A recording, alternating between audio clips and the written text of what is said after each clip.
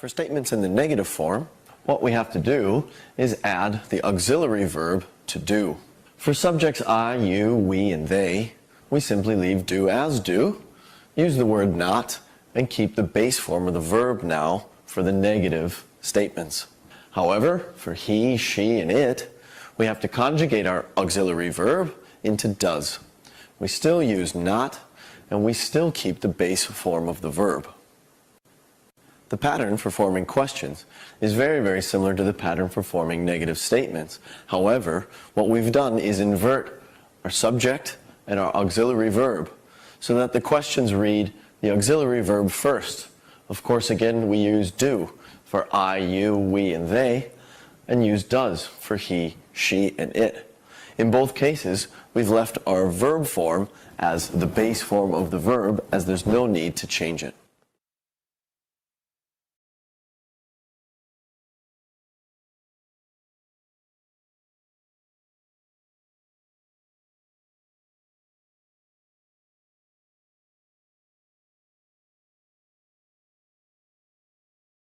Common usages for the present simple tense are habits and routines, as well as general facts and truths.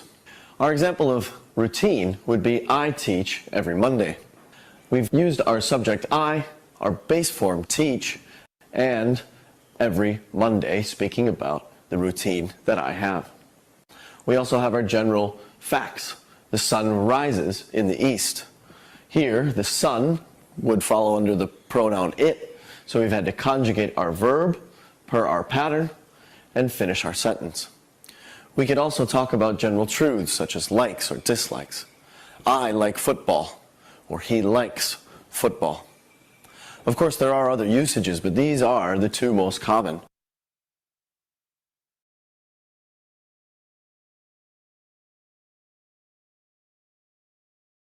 Okay guys, so this is bear rehabilitation. We're going to start with the video.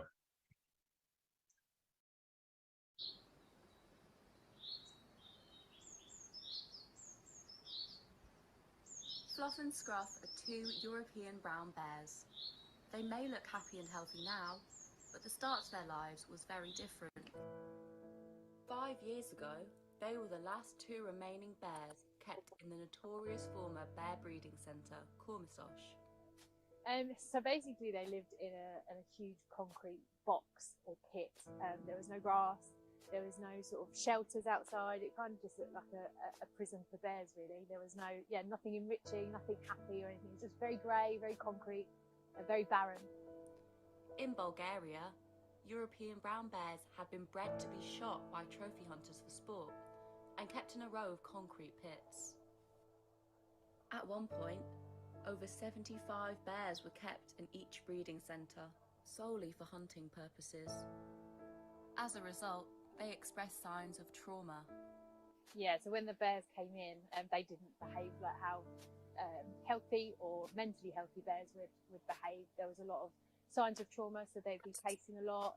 They had repetitive behaviour, not necessarily good behaviour, so a lot of pacing, a lot of head twisting, and they used to scrape along the floor, which damaged the underside of their paws. So this is all stress related and trauma related. The law changed in 1993, banning captive bears from being hunted. However, the bears kept at these centres were simply left there, as the staff were dismissed and stopped coming in to look after them. It was up to outsiders to save these bears. Locals would come and feed them twice a day, which is what kept them alive. They were emaciated, I'd say. If you're looking at weights, you're probably looking at 185 kilograms, when now you're looking at his top weight would be around 285 kilograms. They had no skills in their upbringing. Mother teaches them all the skills they would just not find anything to eat until they used their nose and got in themselves into trouble. So they had to be taught to learn how to forage for themselves. Alertis, a bear rescue organisation, contacted the Wildwood Trust and asked if we could give these last two bears a home. We raised the money through fundraisers, and after a 1,500-mile journey through 9 countries, the bears arrived in their new 1.5-acre woodland paradise in Kent. complete with a plunge pool, waterfall, dens, and up to 50 species of native trees. This couldn't be further from the concrete pits of Cormasosh. A lot of grass areas, which they use when they first come out of hibernation. They'll be eating grass mostly, so we've sown that with woodland species of grass that do well in the shaded areas. There's small shelters out there and large mounds, and the large mounds have been used for making dens in. The scruff particularly likes to dig these huge, vast dens. Head keeper Paul looks after Fluff and Scruff and monitors their daily activities. In Bulgaria, the bears were fed maize meal porridge, so their digestive systems were not used to processing regular food. Every fruit, every vegetable they eat is recorded, as keepers complete the long process of rehabilitating their diet. Now, the bears are fed on a nutritious omnivorous diet, which is expertly balanced to the bears and the seasons. A variety of enrichment is scattered around their enclosure every morning, so they have to do the work to find it, just like wild bears would. Following their rehabilitation and therapy, the bears are now unrecognisable to the frail, malnourished bears they were before. So we rescued Fluff and Scruff 5 years ago now, and a huge amount of the work that the amazing keeper team have been doing is to get them back into exhibiting normal bear behaviour, behaving like bears should do in the wild. And getting these poor, abused and neglected bears back to this level of health and vitality and natural behaviour has been a huge achievement. It's something I'm really proud of. So they've undergone torpor now, they're foraging, just doing bear stuff. They spend the whole day just being bears rather than being in this concrete pit, essentially. So when the bears first arrived, they were really underweight. They were completely out of all the natural rhythms of being a bear. And so we've got them back into those natural seasonal cycles and getting them to exhibit again as much of that natural bear behaviour as we possibly can. Yeah, it's really rewarding just to see them sort of bounce back, like completely forgotten about their past life. You know, the work we've done has been really nationally and internationally recognised now. We've won a Biazra Award for the rehabilitation of the bears. And we also had our keepers presenting at an international bear symposium on bear husbandry, you know, really setting the standards for the best ways of looking after bears in captivity. It's why you do the job. Part of the reason why you do the job. It's immensely satisfactory just to see them doing their stuff. I suppose ideally you would have them released, but that's not possible.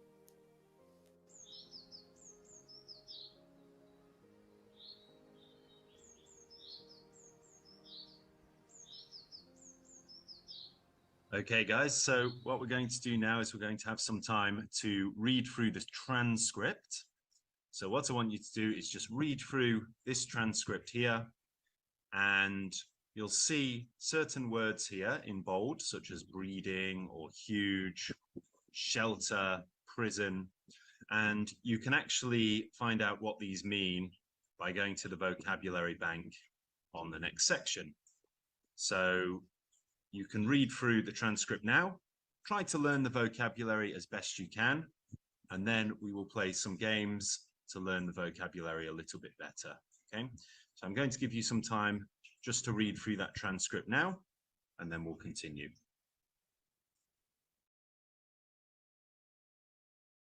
Okay, guys, so we finished reading.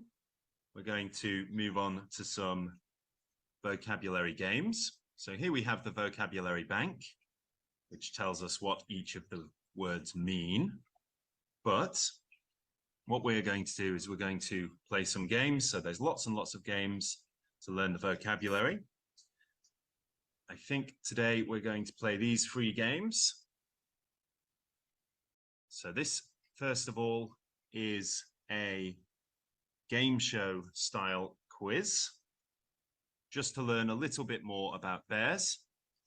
So just say or type the answer that you believe is correct.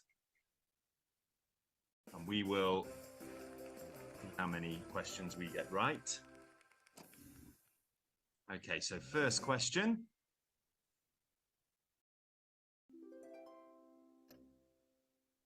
Bears hibernate in the winter. What does hibernate mean? Eat, sleep, exercise, or play in the snow? Well done, guys. To hibernate is to sleep for a very long period of time, as some animals do. Very good. So bears hibernate in the winter. They usually sleep in caves or nests, and they stay asleep for a very, very long time. Okay, question 2. Bears are mammals. True or false? That's true. Well done. So a mammal is any animal that creates milk. So humans are mammals, and cows are mammals, and bears are mammals, and dogs and cats and monkeys and hedgehogs are all mammals because they all make milk. Question 3. Bears are omnivores. What does an omnivore eat? Is it only plants, both plants and animals, or only animals?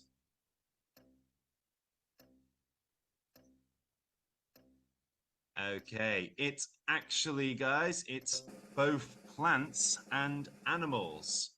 When we have the word omni at the beginning of a word, it means everything. So an omnivore eats, well, everything. Not everything, but it eats both plants and animals.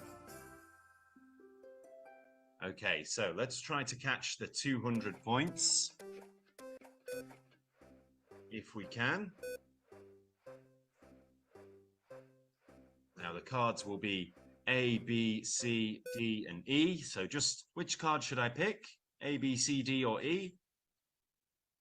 D, okay. 100 points. Okay, that's good. Well done. All right, let's try the next question now. Question 4. Why do bears hibernate? Is it because bears are lazy? Is it because it's hard to find food in the winter? Or is it because bears like snow? Yes, well done, everyone. It's because it is hard to find food in the winter. So bears eat lots of food and then fatten up, and then they go and hibernate where they can stay warm and sleepy throughout the winter. And then they wake up in the spring when they can find food again. All right, question 5. What is the hair on a bear's body called? Is it called carpet, fur, or fuzz? Come on, guys, let's have some answers. What do we think? Yes, it's called fur. Well done. So dogs have fur, and cats have fur, and bears have fur. It's the hair on their bodies. Very good, you guys. Doing very well. All right, let's try another question. What do bears' sharp claws help them to do? Eat honey, climb trees, or brush their teeth? So Hui is saying eat honey. We're all saying eat honey. Let's have a look. Is it eat honey? Unfortunately, it's not. It's actually to help them climb trees. So what the sharp claws they have are used to dig into the trees and climb up the trees. Okay, let's see if we can get the 200 this time.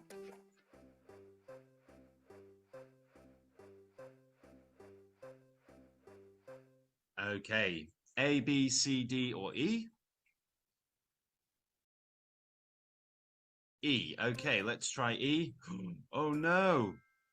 Triple speed. That means we have to answer this question extra fast. So, let's try this one, super speed. What do bears eat? Nuts, grass, and insects, or trees, leaves, and rocks?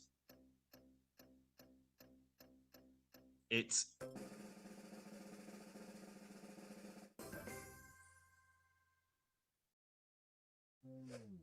nuts, grass, and insects.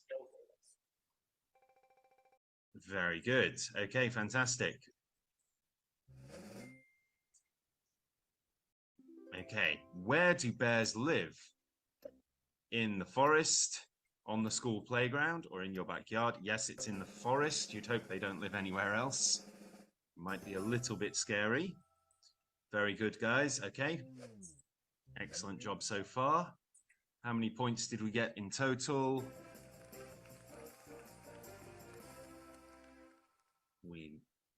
Very good. All right. We got 920. Let's put ourselves into the leaderboard. And we're number 1. So there we go. Fantastic. All right. Great job, guys. Okay, let's try a vocabulary game now. So there was some vocabulary in that last one, but now we're going to learn some vocabulary that was mentioned in the transcript.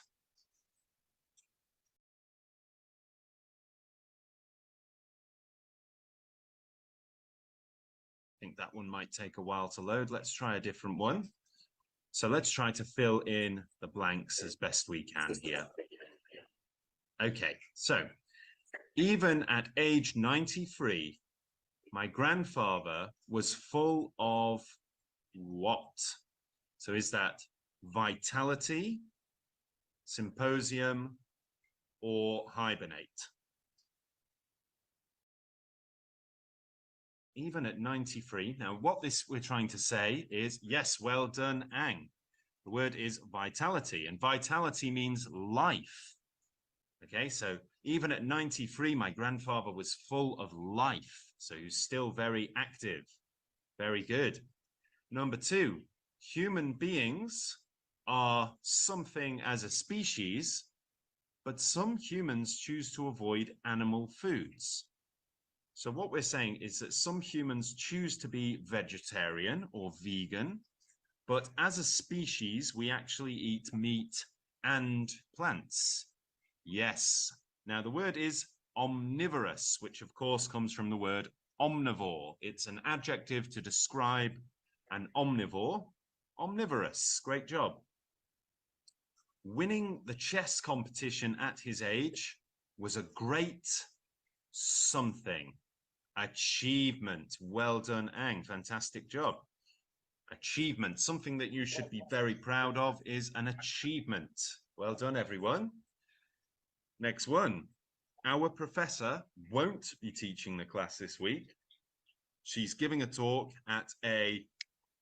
in Madrid. That's a tricky one. Not a rhythm. A rhythm is something that comes with a song, with music. It's quite a tricky one. I'll narrow it down for you. Is it symposium, hibernate, or rehabilitation? Yes, it's a symposium. So a symposium is like a lecture hall almost. So she's giving a talk at a symposium. Very good. Okay, let's try the next one. The food at the hospital was something, and she had no real complaints during her stay. So how was the food at the hospital?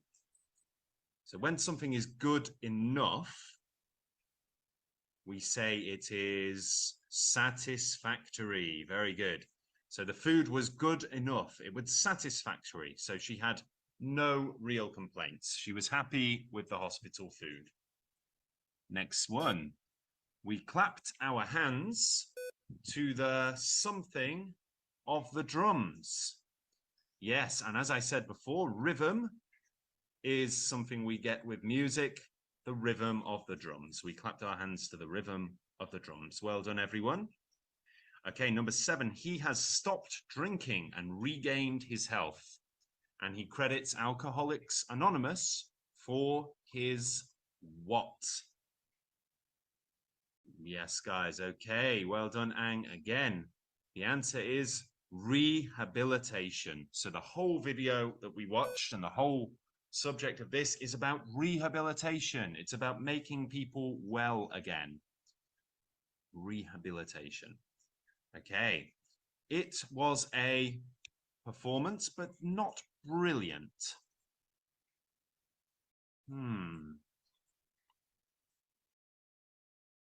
So again, not recognized, no. So this is when a performance is good, good enough, not brilliant though. Any ideas? So when you do well enough, not quite, guys. It was a satisfactory performance. So yes, I think some of you are confused because you can actually use the same word more than once. So it was a satisfactory performance, like it was good enough, but it was not brilliant. It wasn't amazing. Next one. I didn't her voice on the phone, and I thought she had the wrong number. Recognize. Very good. I didn't recognize her voice on the phone, and I thought she had the wrong number. Yeah, so when you recognize something, it means that you know what it is. You know that voice is somebody else's voice that you know. Next one. Snakes in this region during the cold months. Hibernate. Yeah, they hibernate during the cold months because snakes don't survive very well in the cold. Next one. Her doctor strongly advised her to eat more something foods during her pregnancy. Well done. Nutritious. Nutritious. So a nutritious food is full of vitamins and minerals. It's full of nutrients. Very good. Nutritious foods, fruit and vegetables. Next one. He had lost so much weight that he was what? Emaciated would be a good word, but it's not actually on the it's not one of the choices here. So it's not emaciate. He was emaciated. No, he was. Imagine someone is so emaciated that they don't look the same anymore. The word would be, so this time you don't recognize them. They are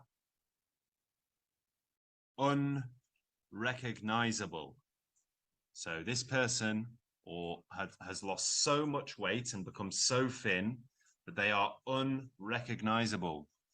Next one. It's a somewhat interesting play, but it lacks something. So this time it lacks what? And again, this is a word. Yes, it lacks vitality. Well done, Tom Huang. It lacks life. It lacks color, excitement, vitality. His face was covered in dirt, and it took me a moment to him. Okay, so we need to use this in the present tense because took is already in the past tense. So instead of saying recognized, we need recognize. Very good. It took me a moment to recognize him because this is all one action. Okay. They believe, yep, well done. They believe that a prison's goal should be and not just punishment. So what should a prison do to criminals? So instead of just punishing them, we want to make them better and able to function in society so that they can work and get jobs and not commit crimes anymore. What do we call that? It's not vitality. No. The whole thing we've been doing in this section is talking about bears and how we take the bears who are very, very sick and very stressed and we make them feel better. And it's called what? What's the process of making somebody or something go from sick to healthy or bad to good? Rehabilitation, yes. So the goal of the prison should be rehabilitation. Rehabilitation of criminals, which means that we take them and stop them from being criminals instead of just punishing them. Number 6, she, the man, as a former neighbor.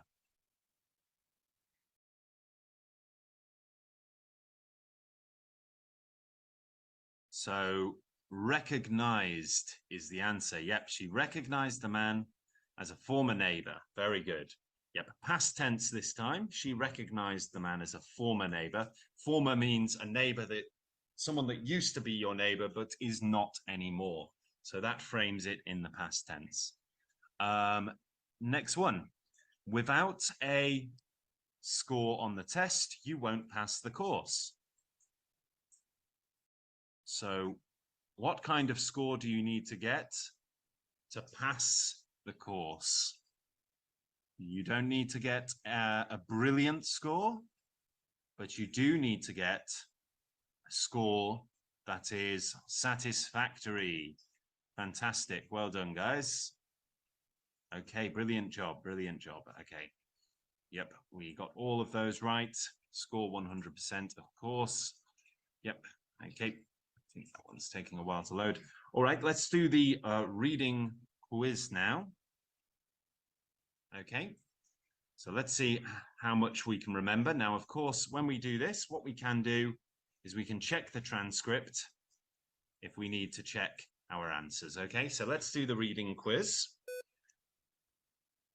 What are the names of the bears shown in the video? Is it Fluffy and Scruffy, Fluffy and Scruffy, Doofy and Floofy, or Ben and Jerry? Yes, it's Fluffy and Scruffy. Very good. Well remembered, guys. Fluffy and Scruffy. Excellent job. Where were the bears being bred for the purposes of hunting? Was that Kent, Sophia, Kormazosh, or Beartown? Okay, we've got two answers. Yes, well done. It was Kormazosh is where they were being bred. Great stuff, guys. Great stuff. Very good.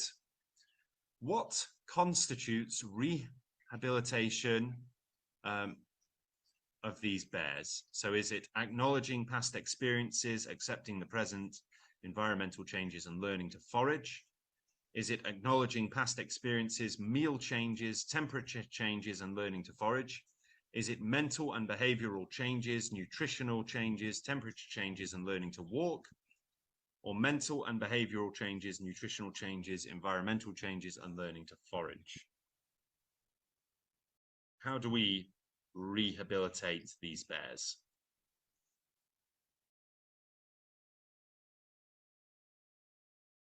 Shall we have a look at the transcript? I think some people are struggling. So, let's look for some of the keywords here.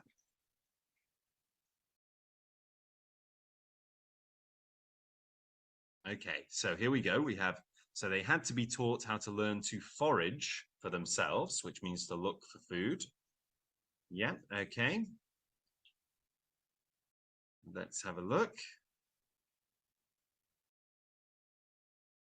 Okay, so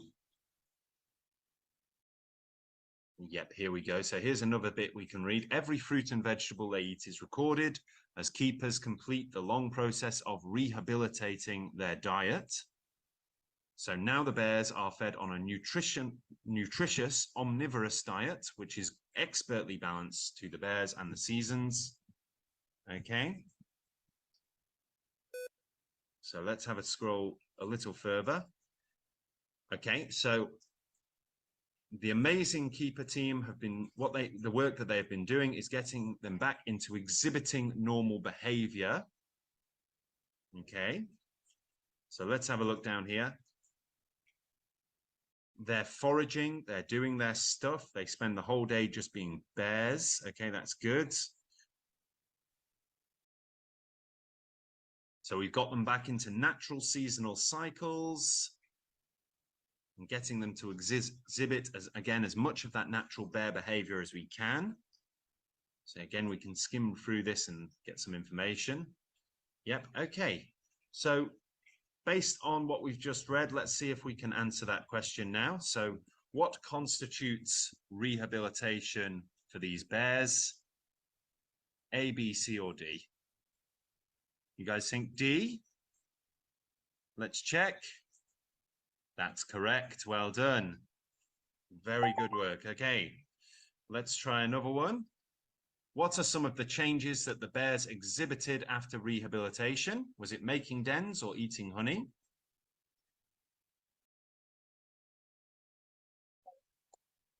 It's making dens. Very good. Okay.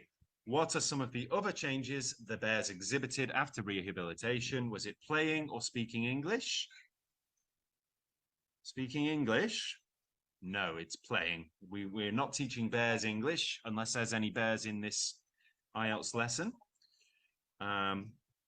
So let's have a look at the next one. What are some of the other changes the bears exhibited after rehabilitation? Was it foraging or fighting? Foraging is right. Well done. Okay, good job.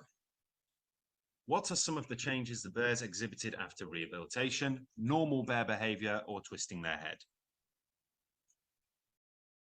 Normal bear behavior. Well done, guys. Okay, so we did very well right there. Fantastic.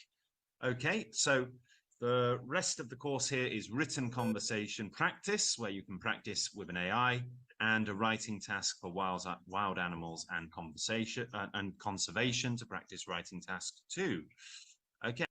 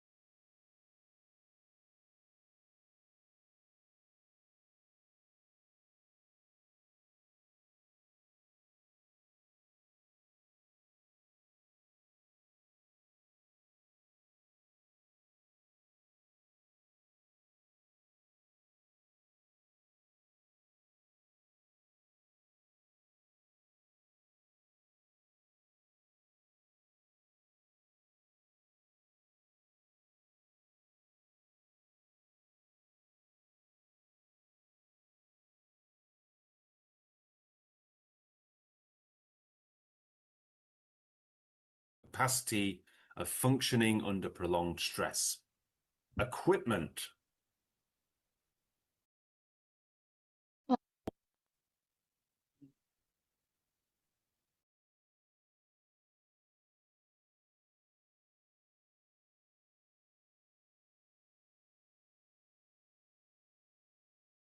Okay, guys, so welcome to the lesson. What we're going to learn today is a little bit about the Roman Empire, okay?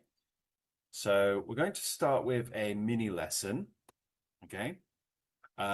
This is a day in the life of a Roman gladiator. So we'll watch this video, which will just take us through a day in the life of a Roman gladiator. So just pay attention.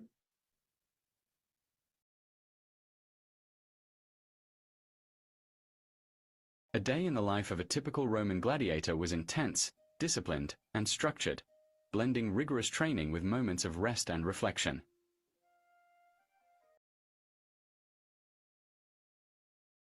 The day often began at dawn. Gladiators woke in their quarters within or near the training school, known as the ludus. They started with personal hygiene, washing and dressing in their training gear or minimal clothing suited for combat. A quick, hearty breakfast was consumed, often bread, porridge, or fruit, to fuel the demanding day ahead. The core of the day was dedicated to rigorous training. This included weapons practice, swordsmanship, spear throwing, and grappling, under the supervision of trainers or lanisti. They practiced techniques, sparred with each other, and worked on improving their skills and endurance.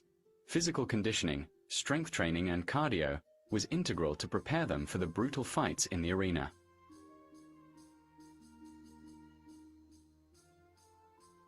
After several hours of intense training, gladiators took a break.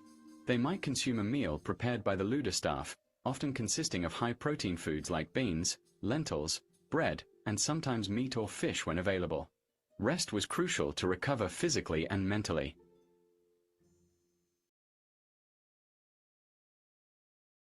Some days included specialized training, learning to use specific weapons or tactics for upcoming matches. Gladiators also maintained their equipment, sharpening swords, repairing armor, or cleaning their gear. They might have received lessons or guidance from their trainers.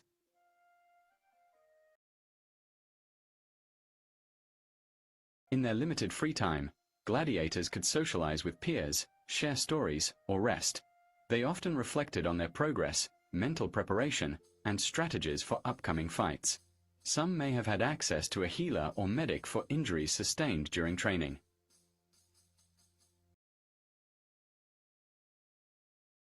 Gladiators slept in their quarters, resting up for the next day. Their sleep was vital, as their bodies and minds needed to recover from the physically demanding routine.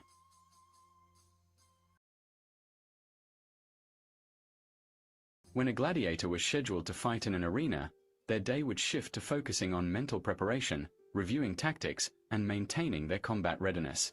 The atmosphere on fight days was tense and charged with anticipation, with some gladiators praying or seeking mental focus before entering the arena. This routine highlights the combination of discipline, physical exertion, and limited leisure that characterized the life of a Roman gladiator, a life dedicated to combat, survival, and the pursuit of fame or freedom.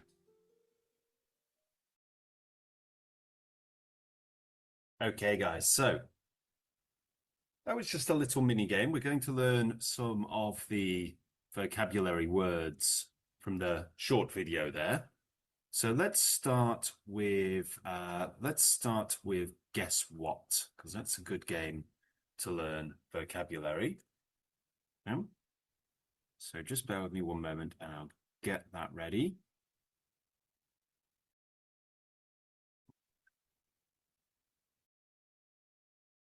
Okay. So with this game, with each round, you'll be shown a clue and you can pick the word that best matches the clue. If the answer is not clear, click on an icon to reveal another clue. And at the end of each round, bonuses are earned based on how few clues and items you've used, how many answers you gave which were correct, and how quickly you completed the round. You'll earn money based on the score at the end of each round. And with money, you can get power-ups at the shop, and you can use these to help you when answering a question. So what we'll do is we'll buy a reveal, which reveals all clues, and an erase, which removes 2 of the options. So guys, I want you to just write in the chat box or say out loud what you think the correct answer is. So we have a noun, and a similar word is groove, but that doesn't really help us very much. So let's have a clue. Let's have all of the clues. So we've got an image here of someone doing some press-ups, some push-ups. A related word is number, and the definition is standard or customary procedure or course of action. An example, his habits interfered with the daily of the business. Routine. What do you think it is? Routine. Routine is right. Well done. Routine. Great. Next, we have a noun, and a similar word is provision, which again isn't enormously helpful. So let's have a clue, shall we? A related word is precaution, and another clue gives us the definition, and the definition is the act or process of preparing.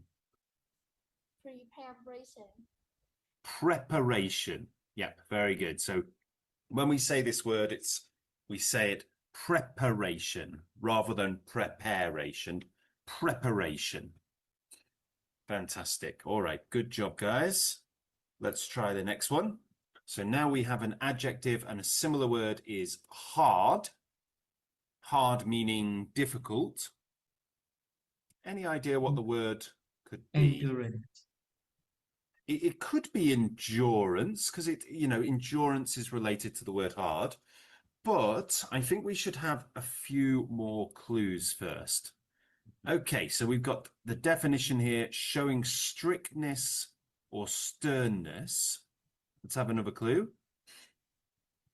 We've got somebody exercising here. Endurance. It could be, like I say, but let's look at this. So right here we have an antonym. This is the opposite word. And the opposite of this is lax. So if something is not lax, as in lax meaning easy, relaxed, gentle, then the opposite word is rigorous. Rigorous. Yes, rigorous. So it's related. It's quite similar. You might see rigorous used in the same sentence as the word endurance quite often, but it's talking about something being strict or something being very difficult to do, something very intense. The soldiers were kept to a rigorous military regimen. Okay, next up we have a noun. The definition is anything designed or provided for a particular use. So we're talking about something that is made to be used specifically for one purpose. Anticipation. No. Anticipation is not what we're talking about. Anticipation is when we're thinking about something that will happen in the future. So it's a very different thing. Go on. Equipment. Equipment. Equipment, yeah. Equipment is anything that we need for a specific purpose. So we can see here we have a football, which is used for playing football, an American football or a rugby ball, again. Then we have a catcher's mitt, which is used for playing baseball or catch. Other equipment might be, in this case, in the context of gladiators and the Roman Empire, you might have swords or spears, shields, armor, that sort of thing. Other words could be supplies or implements. And the example here is you need to have special equipment for mountain climbing. Good job, guys, doing well. Okay, next we have an intransitive verb, She needed time to something before making such an important decision. So this is talking about thinking. Thinking. Tactics. No, not tactics. Reflect. Reflect is the right one. So when we reflect on something, we have a good long think about whatever it is that we need to reflect on. So when we reflect, we kind of look back, we have a good old think. We might call it mulling something over in our brains or considering something. Now the example here is she needed time to reflect before making such an important decision. So she needed time to think about all of the good things and all of the bad things and what could go wrong, what could go right, what opportunities there are and what losses there might be. All right, next two. Let's get some reveals and some erases, maybe a guard as well. So next we have a noun, and a similar word is prediction. So a prediction is when we try to guess what's going to happen in the future. Anticipation. That's right, yeah. Anticipation is quite similar because anticipation is thinking about the future. The act or process of anticipating, considering what might happen. Another related word might be calculation. If you're trying to figure out what might happen based on the information you have, we call that calculation. All right. Next, we have a noun, and the example is the restaurant's something derives as much from its fabulous view as from its cuisine or its food. So Fame. Fame, well done. So it's talking about the fame of a restaurant, why it's so famous, why it's so well known, why it's so prestigious, and why it has such a big reputation. And they're saying that the fame comes from the fabulous view. So it's probably somewhere very nice looking, but also its cuisine, its food. So a similar word is prestige or distinction. Opposite word would be oblivion, meaning sort of a place of nothingness. A synonym could be reputation, and the definition is the reputation by which one is known. Next, we'll have a transitive verb, and a similar word is warm up. So warm up. Now, none of these really work too well with that. So let's have some clues. A related word could be prime. If you're in your prime, you are in the best situation you can be in, usually physically. We talk about athletes being in their prime, in the best bodily, physical situation that they can be in. Let's have another clue. Definition: to make fit, healthy, or ready for use. So, sorry? Is hygiene. It's not hygiene. Hygiene is related to things being clean, which I can see, obviously, you've looked at healthy and fit there, but this is more about, this is a verb which is talking about getting something into the right form so that it's as good as it can be. Condition. Condition, yeah. Now, condition isn't usually a verb. And teacher, Well, I think condition is a noun. It can be, yeah, because you can talk about your condition. Equipment. So, no, it's condition, it's not equipment, but yes, it can be a noun. And I'm going to explain why, in this case, we're using it as a verb. So condition can be a noun. So you could say, I have a skin condition, or you could ask about somebody's condition, what is the condition of the car? It is broken, so yes, you can use it in that way. But in this case, it is actually a verb. To condition something is to get something ready, to get it fit, healthy, or ready. Okay, so quite often when you're preparing for a sporting event, you need to condition yourself to make sure that you're ready. So you might need to do strength conditioning or endurance conditioning. It's basically making sure that you are ready and in the right condition to deal with whatever challenges you face. So you can see here, we would use the continuous version of this verb. He's conditioning himself for the upcoming race. How do you condition yourself for a race? Well, you have to practice running. You have to practice endurance. You have to practice aerobics, cardio.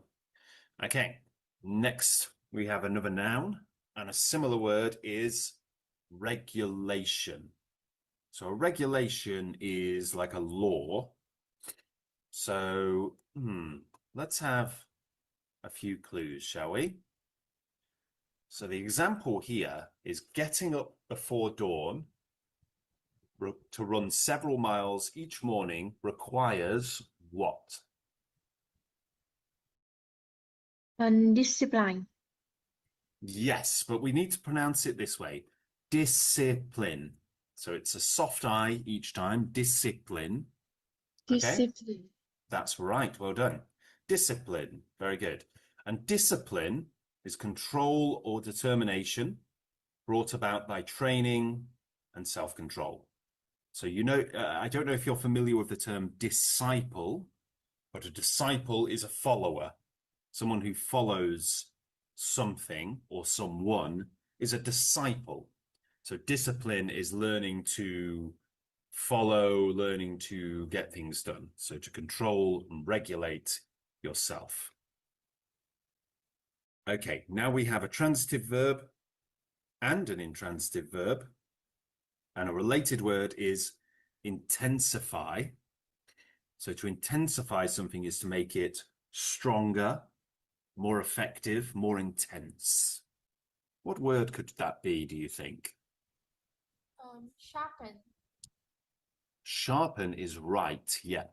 Because when we sharpen a knife, we make that knife more intense. We make it more effective. We make it better at cutting. So the definition here is to make or become sharp or sharper. And another word is wet. Wet. To wet something is to sharpen a blade. So when you sharpen a sword, you use what's called a whetstone. Now that's not wet like W-E-T, as in, you know, wet from water. It's wet with an H, meaning to sharpen something. And the opposite word is dull. When a knife is dull, or when a sword is dull, it doesn't cut very well. Okay. Fantastic job, guys. Let's buy some more powers with the money we've earned. Next, we have a noun. And the definition, the science concerned with promoting health and preventing illness. So what can we do to not get sick?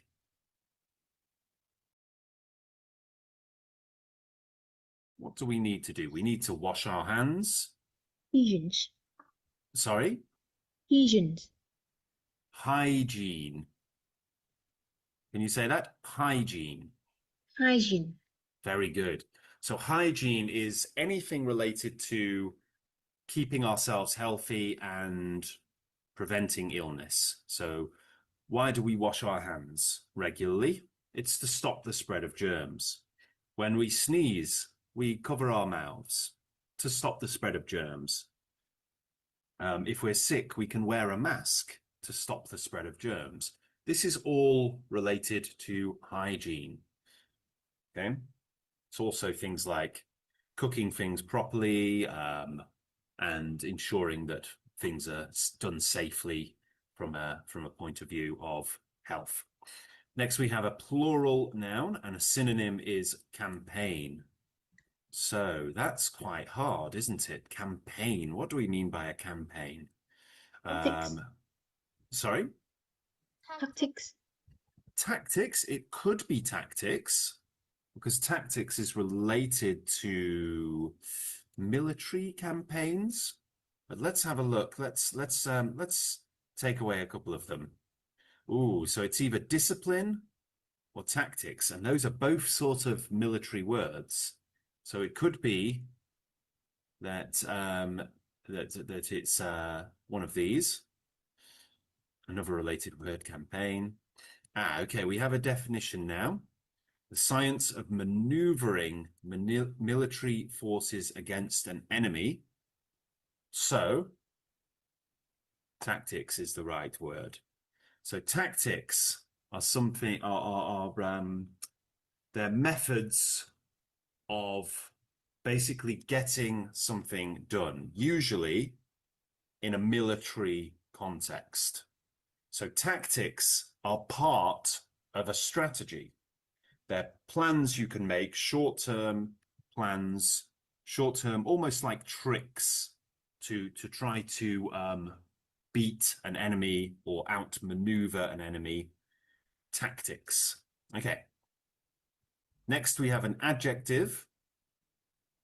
And the definition is having an extreme degree of something, such as heat, or existing in an extreme degree or state. So when something is very extreme, how do we describe it? Endurance. Not endurance. Let's try having some clues.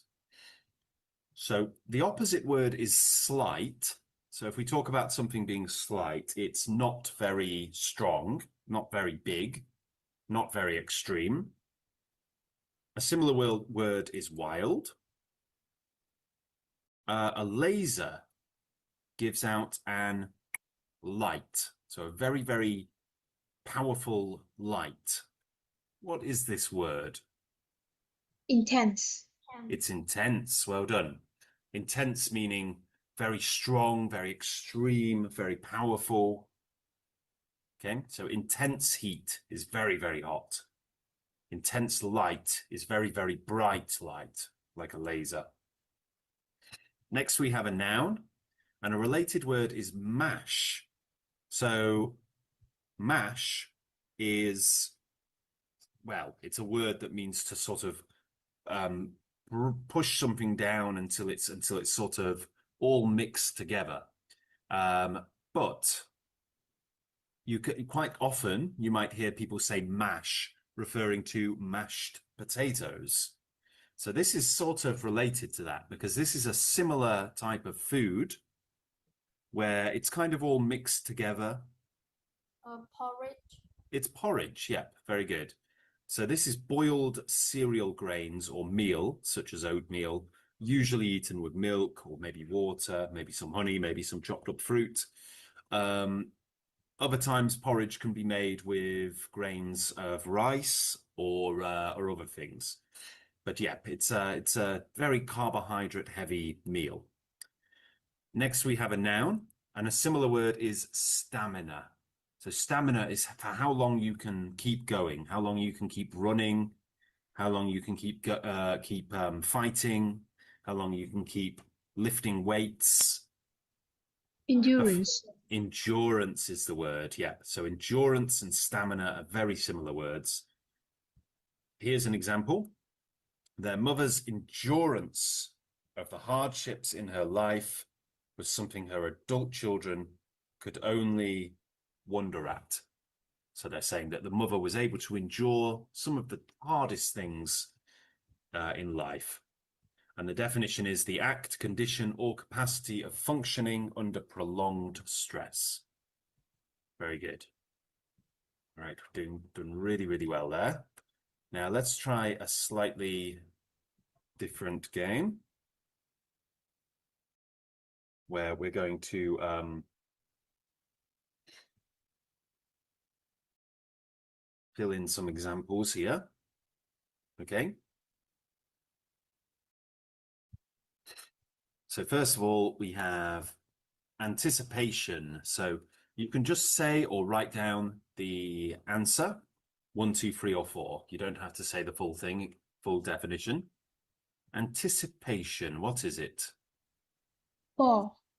It's number 4, yeah. Thinking about the future.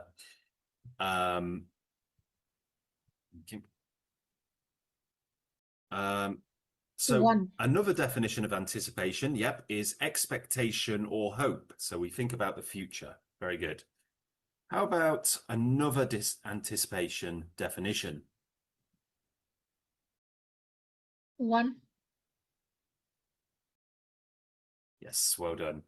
Next, we have condition. So condition is, and we're talking about the verb this time, not the noun, a condition, but to condition. 2. Yep. No, actually, sorry, it's not number 2. Number 3. Number 3 is right, yeah. To make something fit, healthy, or ready for use. Very good. Discipline.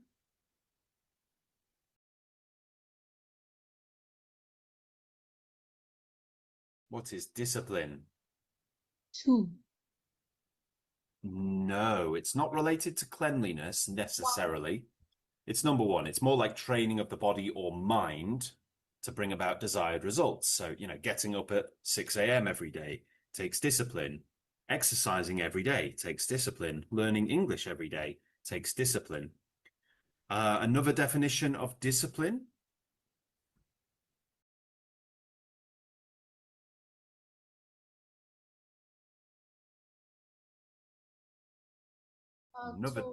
Number 2, yeah, control or determination brought about by training, self-control. Another definition of discipline.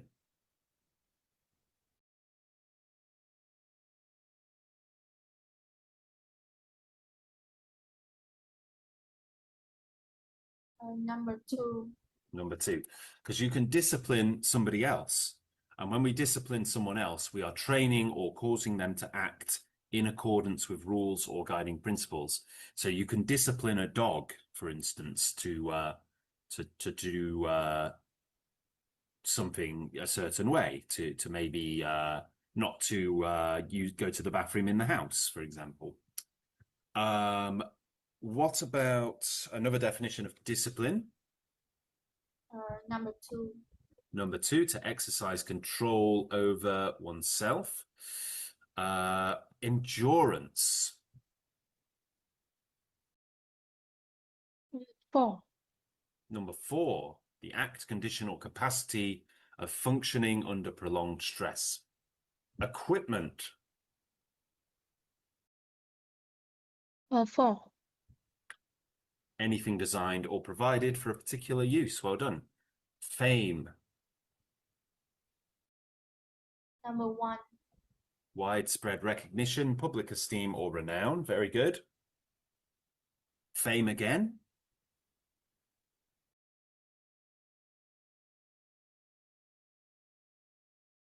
2. It's 2, the reputation by which one is known. Hygiene.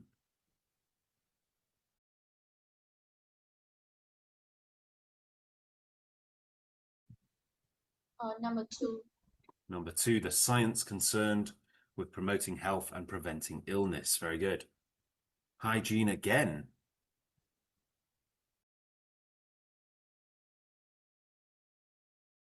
Number 1. It's number 4, yeah. Practices and conditions such as cleanliness that tend to promote health and prevent illness. Intense.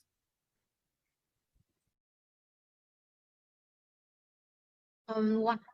Number 1, having an extreme degree of something such as heat. Intense again. 1. Number 1 again, strong. Intense again. 2.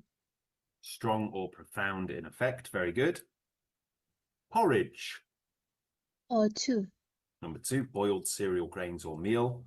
Preparation.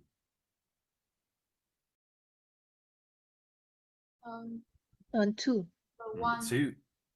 It's actually number 2. the act or process of preparing. Preparation again.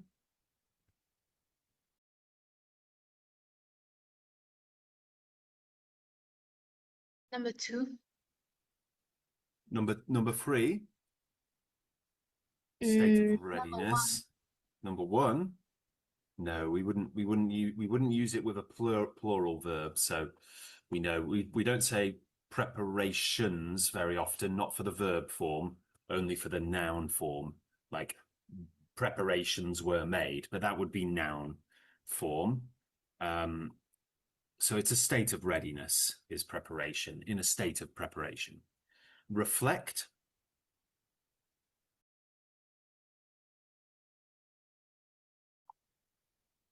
To reflect. Number 3. Number 3, and we would normally say to reflect on. Very good. Rigorous.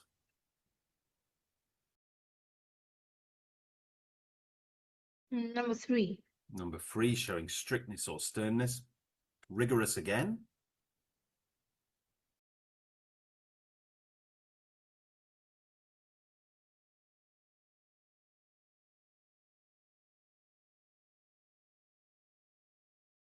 Any idea? Number 3. Actually, no, it would be number 1.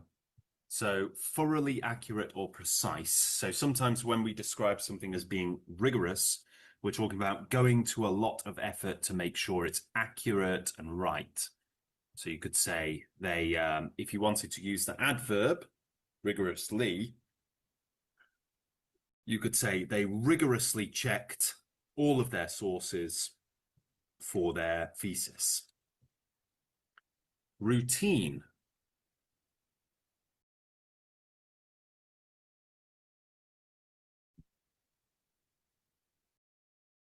Routine. What is a number 4? Yep. Standard or customary procedure. Routine again.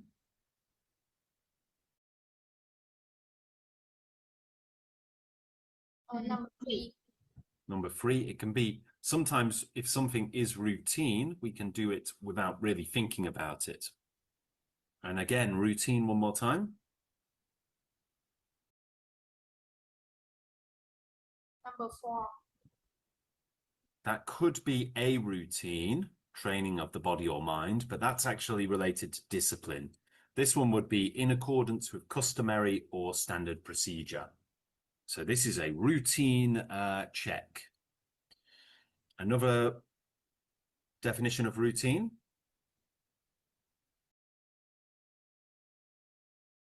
Number 2.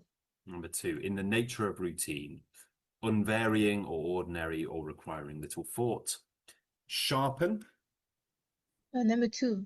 Number 2, to make or become sharp or sharper. Tactics. Number 4. Yep. The science of maneuvering military forces against an enemy. And tactics one more time.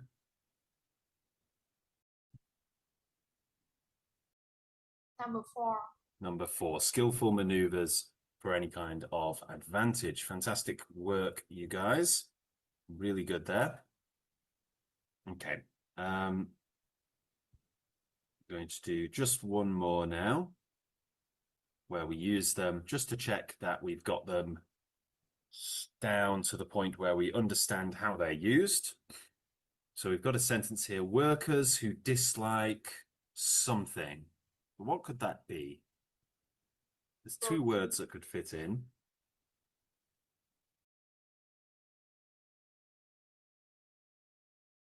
Routine. It could be routine. It could also be discipline. The soldiers were kept to a military regimen. There's 2 words that could fit there. No, there's 1 word, sorry.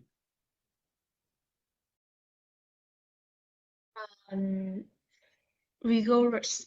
Rigorous. Yep, very good. You could say intense if it was an intense, but it's not. So it's a rigorous military regimen. The army uses various methods of something to prepare soldiers for fighting. Discipline. Discipline, yep. It could also, yeah, it's almost certainly discipline. It could be, well, it couldn't really be routine. No, not really. A laser gives out an light, intense light. Very good. Some actors enjoy something if they achieve it. Fame. Fame, very good. The equipment must meet specifications. Remember, this word could mean exact, accurate, precise. Sorry? Reflected. Not reflected. Rigorous. Rigorous, very good. He on the problem for quite some time.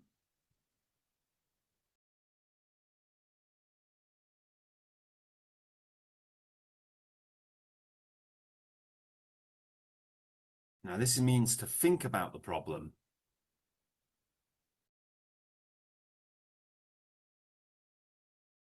What could it be?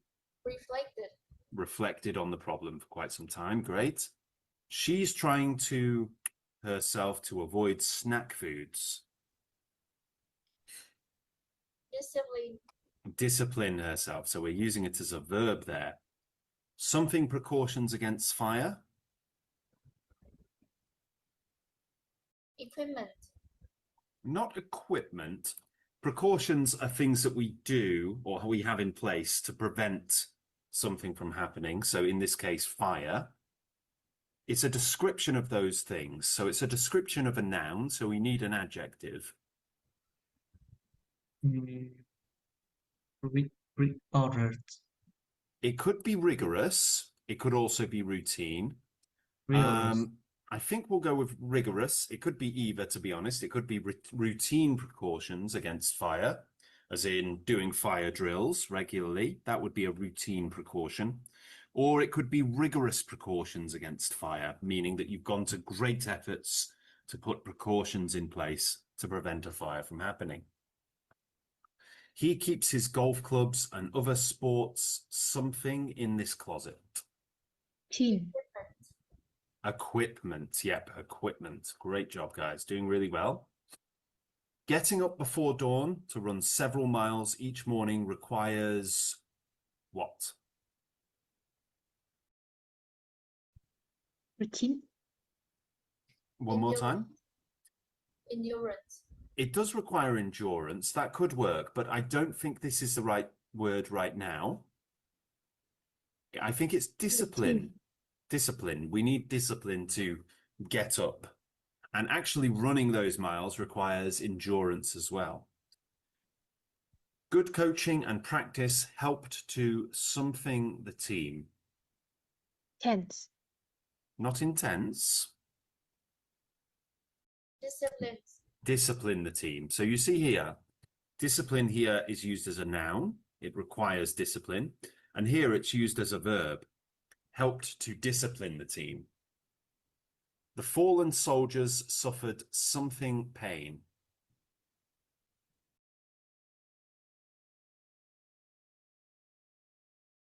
Intense. Intense pain. Very good. I'm something my boots, so there'll be more water resistance. Resistant. Conditioning. Conditioning my boots. Very good. So that means you put something on your boots, like some kind of wax or oil, so they'll be more water resistant. His habits interfered with the daily something of the business. Team. The daily routine of the business. Very good. Difficult times test our something, but we will make it through this.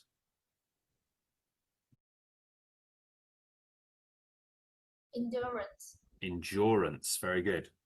The restaurant's something derives as much from its fabulous view as from its cuisine. Fame. Fame. Very good.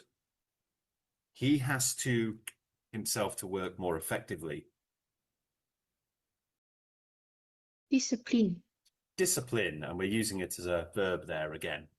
Their mother's something of the hardships in her life was something her adult children could only wonder at.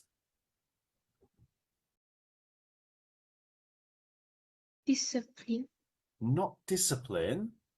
So she's made it through the hardships, the difficult times in her life. Endurance. Endurance. Very good. Great physical something is needed to run a marathon. Endurance. It could be endurance, yep. It could also be conditioning. It could be either, to be fair. It could also be discipline, maybe. Great discipline rather than great physical discipline.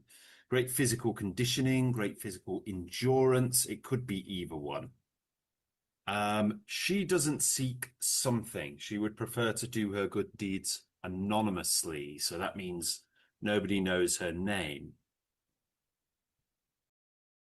So what is it she doesn't want? What is it she doesn't seek?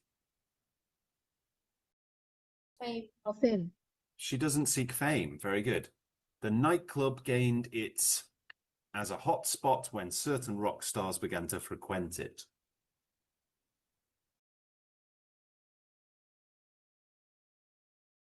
Intense. No, you can use the same words more than once. So big clue there. Tactics. No. There's seven words and 8 options. So one of these words is going to be used 2 times. Fame. Fame, yep, well done. You need to have special something for mountain climbing. Equipment. Equipment, yep. He's himself for the upcoming race. Reflect. Not reflect. So we want a conditioning is right, yeah. We wanted a continuous verb. Their faces showed an hatred. Intense. Intense hatred, yep, very good. He wrote well, but he lacked the to write professionally.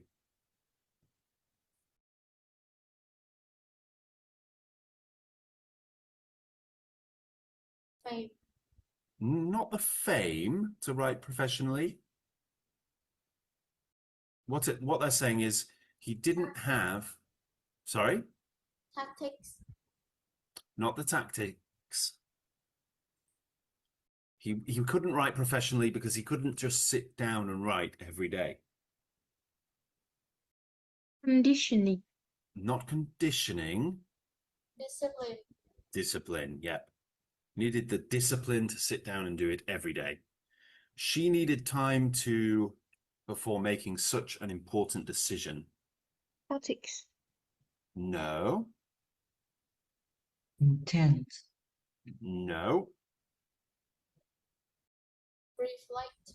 Reflect, yep. So you need to think, reflect, ponder, consider before making such an important decision. And then finally, his for getting a raise were good. Conditioning. Nope. Tactics. Tactics, yeah. So he has some ideas, plans. His tactics for getting a raise were good. Great, great work there, guys. Now, there's many other games you can do, of course, right here. So if you want to learn that vocabulary a bit more strongly or in a different way, there's lots of things you can do like crosswords, spelling games and matching activities and so on. But right now, I think we've done 3 games, which I think should have us well versed in what these words mean. So let's go through the questions and see what we can remember. So where did gladiators typically wake up in the morning? Was it in their quarters within or near the training school called the Ludus?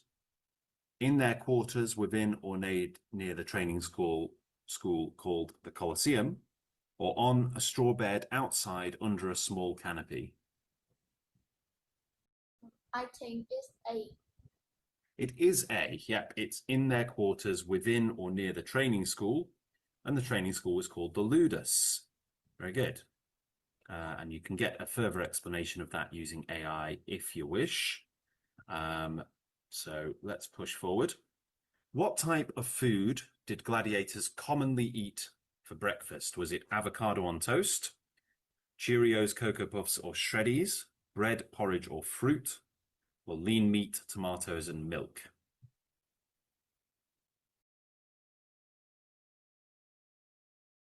Bread, produce, or fruit. That's right, bread, porridge, or fruit, because we need things like porridge, which has complex carbohydrates, which improve our endurance. So again, you can explain that further if you want more of an explanation using the AI. What activities constituted the core of a gladiator's day, the main part of a gladiator's day? Was it basic hygiene, such as brushing teeth, showering, and flossing, going for a walk, drinking coffee, and eating a light meal, or rigorous training, including weapons practice, swordsmanship, spear throwing, and grappling? Rigorous training, including. Yes, it's rigorous training, including all of the aforementioned things. Who supervised the gladiators during their training sessions? Was it the Lannister, the Emperor, or nobody at all? Nobody. It was somebody.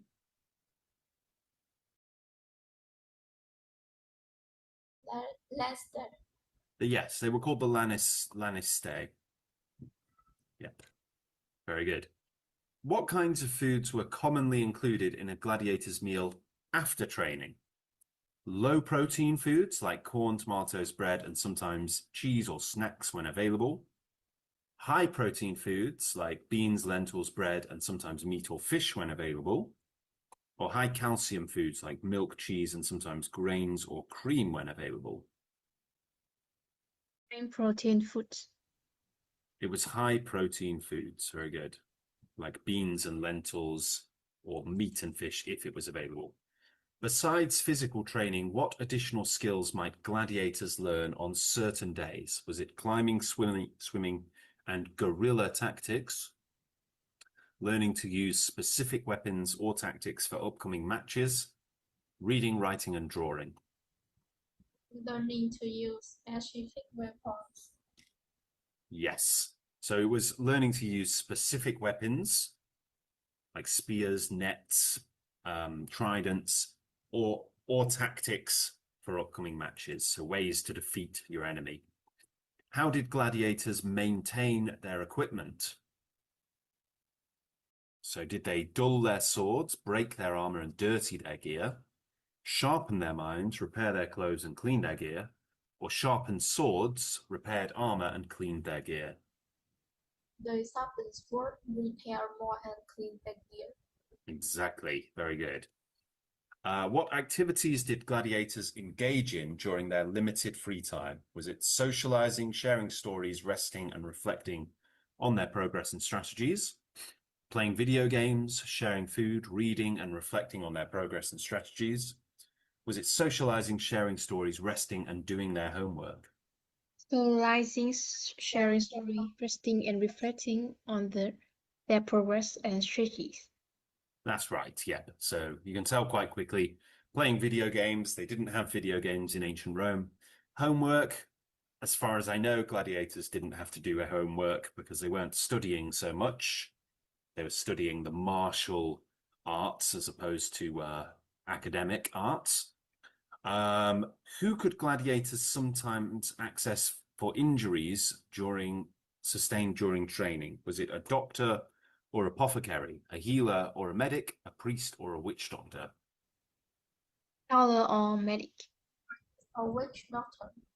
A witch? Oh, we've got so two choices: a healer or a medic, a doctor or apothecary, or a priest or a witch doctor. Let's have a look at healer or medic.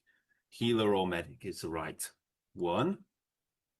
How did the routine change on days when a gladiator was scheduled to fight? Is it the focus shifted to physical preparation, reviewing plans, and repairing equipment? The focus shifted to resting, preparing for combat, and cleaning equipment? Or the focus shifted to mental preparation, reviewing tactics, and maintaining combat readiness? The focus shifted to mental preparation. That's right, yeah. It was about mental preparation, preparing yourself in the mind. So great job, guys. Well done. Okay. So what we're going to do now is we're going to practice conversational skills by using this little AI function here, which is basically a Roman gladiator. So we can talk to a Roman gladiator, okay? So what we're going to do, guys, is we're going to come up with, each of us, 3 questions to ask the Roman gladiator, and then we'll see what responses we get, okay? So I'll give you a few minutes to write down some questions, okay? Okay, so we've had some time to write down some questions for our gladiator. So we've got 9 questions. Let's start with question 1, which is, how do you mentally prepare for a fight in the Colosseum? So let's see what our gladiator says. Okay, so, wow, quite a long answer. The roar of the crowd, the scent of sweat, sand and sweat, the thrill of battle. I am a Roman gladiator, a warrior of the arena. As I stand before the gates of the Colosseum, I focus my mind and steel myself for the fight ahead. My name is Marcus, and I am a Murmillo, a gladiator of the mighty sword and shield. I have trained tirelessly, honing my skills with gladius and scutum, perfecting my technique in the ludus, the gladiatorial school. But mental preparation is just as crucial as physical prowess. I begin by clearing my mind, letting go of distractions and doubts. I visualize my fight, imagining my opponent's strengths and weaknesses. I see myself victorious, my sword slicing through the air, my shield deflecting every blow. I feel the rush of adrenaline, the surge of confidence that comes with knowing I am a skilled fighter. I offer a silent prayer to Mars, the god of war, asking for his favor and protection. I invoke the spirits of my ancestors, seeking their guidance and strength. I am not just fighting for myself, but for my familia, my fellow gladiators, and the glory of Rome. As I walk into the arena, the roar of the crowd becomes a deafening din. I focus on the sound of my own breathing, the pounding of my heart. I am a warrior, an instrument of war, and I will not be swayed by the whims of the crowd. I glance at my opponent, sizing him up, searching for any weakness. I am a student of the game, always adapting, always improvising. I will use every trick, every tactic to emerge victorious. And yet I am also aware of my own mortality. I may not leave the arena alive, but if that is my fate, I will die with honor. My sword in hand, my shield on my arm. For a gladiator, there is no greater glory than to die in the service of Rome, in the pursuit of victory. I take a deep breath, feeling the weight of my armor, the grip of my sword. I am ready. I am a Roman gladiator, and I will not be defeated. So there we go. We've got an answer there. So let's try question number 2. How strict is the discipline of the Lannister who train you? So, all right. The discipline of the Lannister. It is harsh, and it is a harsh and unyielding regime, one that forges a warrior from the very depths of his being. Our Lannister, the master of the Ludus, is a man named Gaius. He is a seasoned gladiator, a veteran of countless battles, and his experience is etched on his face like the scars on my own body. Gaius is a hard man, unforgiving and demanding. He pushes us to our limits, testing our endurance, our strength, and our will to survive. The training regimen is brutal. We rise before the sun for a series of rigorous exercises. Running, jumping, and strength training. We practice with wooden swords. Our movements choreographed to perfection, our strikes precise and deadly. The Lannister watches our every move, correcting our technique, punishing our mistakes. A mistake in the arena can be fatal, and Gaius drills this into us every day. He is merciless but fair. He knows that a gladiator's life is short and that our time in the arena is fleeting. He pushes us to be better, to be faster, to be stronger for our own survival. The discipline is strict, with rules that govern every aspect of our lives. We are forbidden from leaving the Ludus without permission, and any transgression is punished severely. A gladiator who disobeys the rules may be subjected to flogging or worse, forced to fight with a disadvantage, such as a shorter sword or a heavier shield. But it is not all punishment and pain. The Lannister also teaches us the value of discipline, of control, of strategy. He shows us how to read our opponents, how to anticipate their moves, and how to exploit their weaknesses. He instills in us a sense of pride and loyalty to ourselves, to our fellow gladiators, and to the ludus. In the end, it is this discipline that will keep me alive in the arena. It is the knowledge that I have been trained by the best, that I have been tested and proven, that gives me the confidence to face any opponent, no matter how formidable. Okay, very good. So let's ask another question. What would happen if you don't do what the Lannister tell you to do? So let's see.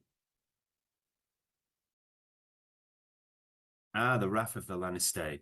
It is a fate worse than death itself. If you do not do what the Lannister tell you to do, you will suffer the consequences. And I speak from experience. I once disobeyed Gaius, our Lannister, by refusing to practice a new technique he was trying to teach me. I thought I knew better, that I was superior. Gaius was furious. He summoned the Scorparius, the whipmaster, and had me flogged in front of the entire ludus. The pain was excruciating, the humiliation even worse. I was forced to endure the lashes, my back ripped open, my dignity shattered. But that was not the end of it. Gaius also docked my pay, reducing my already meager earnings. And to make matters worse, he paired me with a more experienced gladiator for a training session, a man who was determined to teach me a lesson. The Lannister have absolute authority over us gladiators. They can do as they please, and we must obey without question. If you disobey, you risk not only punishment, but also damage to your reputation and your chances of survival in the arena. In extreme cases, a gladiator who disobeys the Lannister may be forced to fight in a munus, a special exhibition match where the odds are stacked against him. This can be a fight to the death, with the gladiator facing a more skilled or better armed opponent. And then, of course, there is the ultimate punishment, sale to a Lannister known for his cruelty and ruthlessness. A gladiator who disobeys may be sold to a ludus where the conditions are brutal, the training is merciless, and the chances of survival are slim. So I do what the Lannister tell me to do. I obey without question, and I pray that I will emerge victorious in the arena, and that one day I will earn my freedom. For a gladiator, there is no other way to survive. Wow, okay. Let's try this question. How do you maintain your equipment? So, try that one. How do you maintain your equipment? Let's see if that one loads. Hold on. Oh, nope, it's making us log in. Okay. So we'll come back to that later once I've logged into that. So you can play around with that if you like, and talk to the gladiator, of course, and ask some questions. Meanwhile, what we're going to do is push on to the next section. It's very useful, that AI there, just to sort of discuss different things that you might be interested in when you're working through the course. It's very good for practicing conversation, especially written conversation, and it can be very useful as well when you just want to find out a bit more information about something that you're studying. You can go through a little AI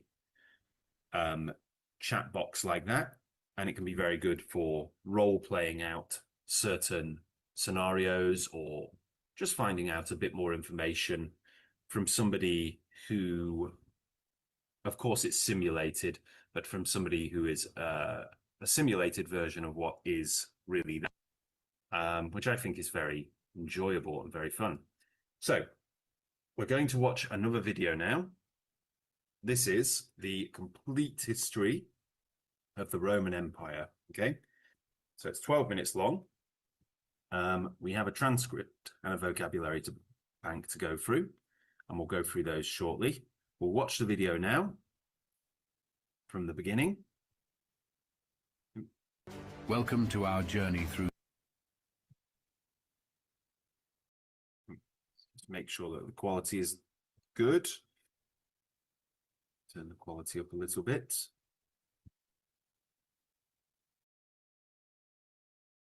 Okay.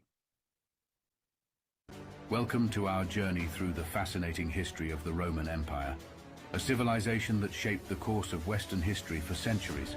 In this video, we will delve into the rise, peak, and eventual fall of one of the most powerful empires the world has ever seen. The Roman Empire, established in 27 BC and lasting for over 500 years, left an indelible mark on the world through its advancements in governance, engineering, art, and culture. Understanding the history of the Roman Empire is crucial in comprehending the foundations of modern society and governance systems. Today, as we navigate a complex global landscape, the lessons from Roman history remain relevant. By exploring the triumphs and challenges faced by the Romans, we can gain insights into issues of power, leadership, and societal dynamics that continue to shape our world. Throughout this video, we will uncover the stories of legendary figures such as Julius Caesar, Augustus, and Cleopatra, as well as pivotal events like the Punic Wars, the rise of Christianity, and the eventual fall of the empire. Join us as we unravel the mysteries and marvels of the Roman Empire, a civilization that continues to captivate and inspire us to this day. Founding of Rome, unraveling the legendary origins and establishment of the Roman kingdom. The founding of Rome is steeped in myth and legend, with one of the most famous tales being that of Romulus and Remus, twin brothers raised by a she-wolf who went on to establish the city of Rome. This mythical origin story symbolizes the blending of indigenous Latin and Sabine cultures that laid the foundation for the Roman civilization. From its humble beginnings as a small settlement on the banks of the Tiber River, Rome grew into a powerful kingdom under the rule of legendary kings such as Romulus, Numa Pompilius, and Tarquin the Proud. However, the monarchy eventually gave way to a more democratic form of governance with the establishment of the Roman Republic in 509 BC. The transition to a republic marked a significant shift in Roman politics, with power being shared among elected officials known as consuls, senators, and tribunes. This period saw the rise of influential figures like Julius Caesar, a brilliant military strategist and politician who played a pivotal role in the downfall of the Republic, and Augustus, who became the first emperor of Rome and ushered in a new era of imperial rule. Roman Republic, unveiling the political structure, expansion, and conflicts of an era. During the Roman Republic era, the political landscape was defined by a complex system of governance that balanced power between various institutions.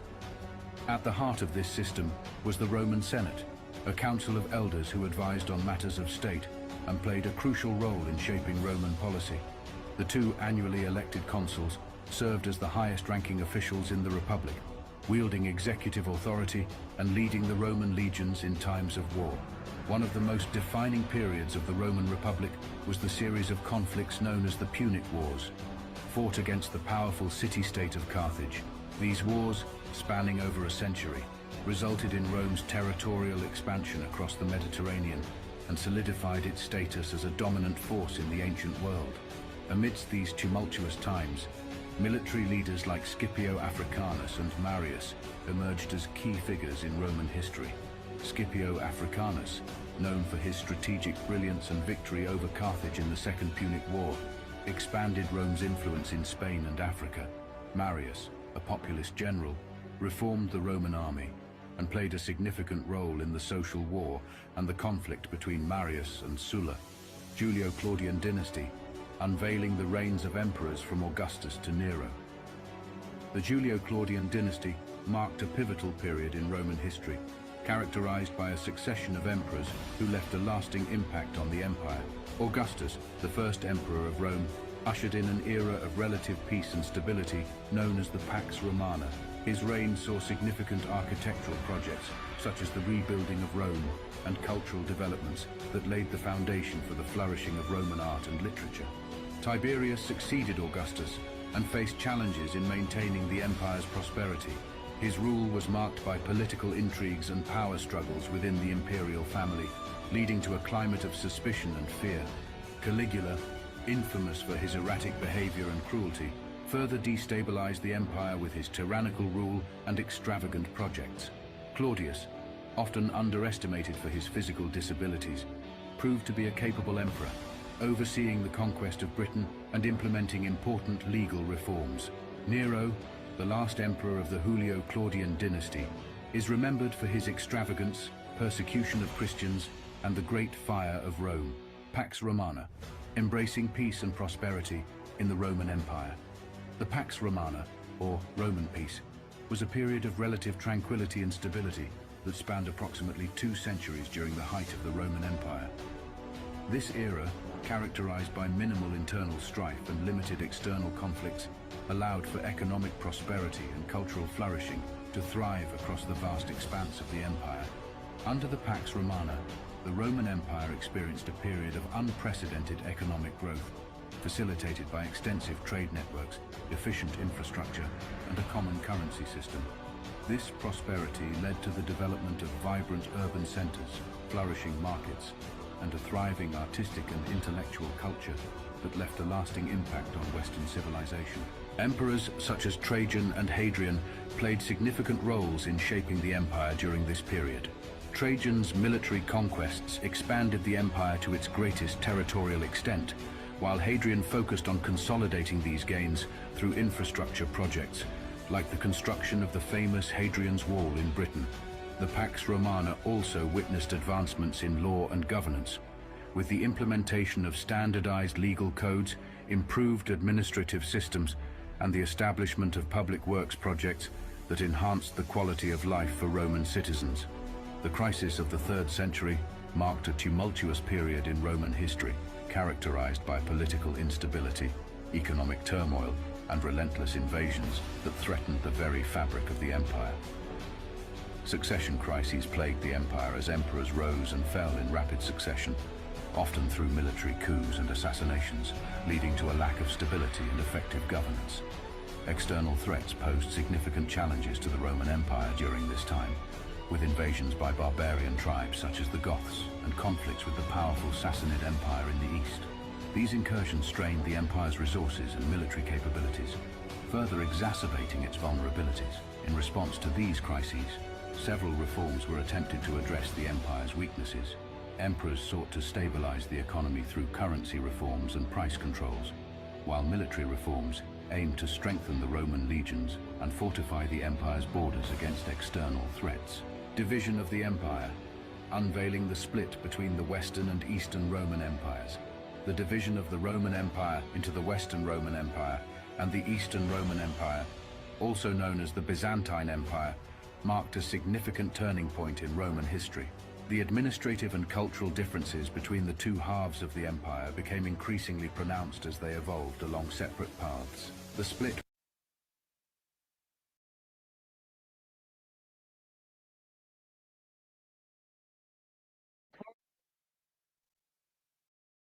was driven by a combination of political, economic, and military factors.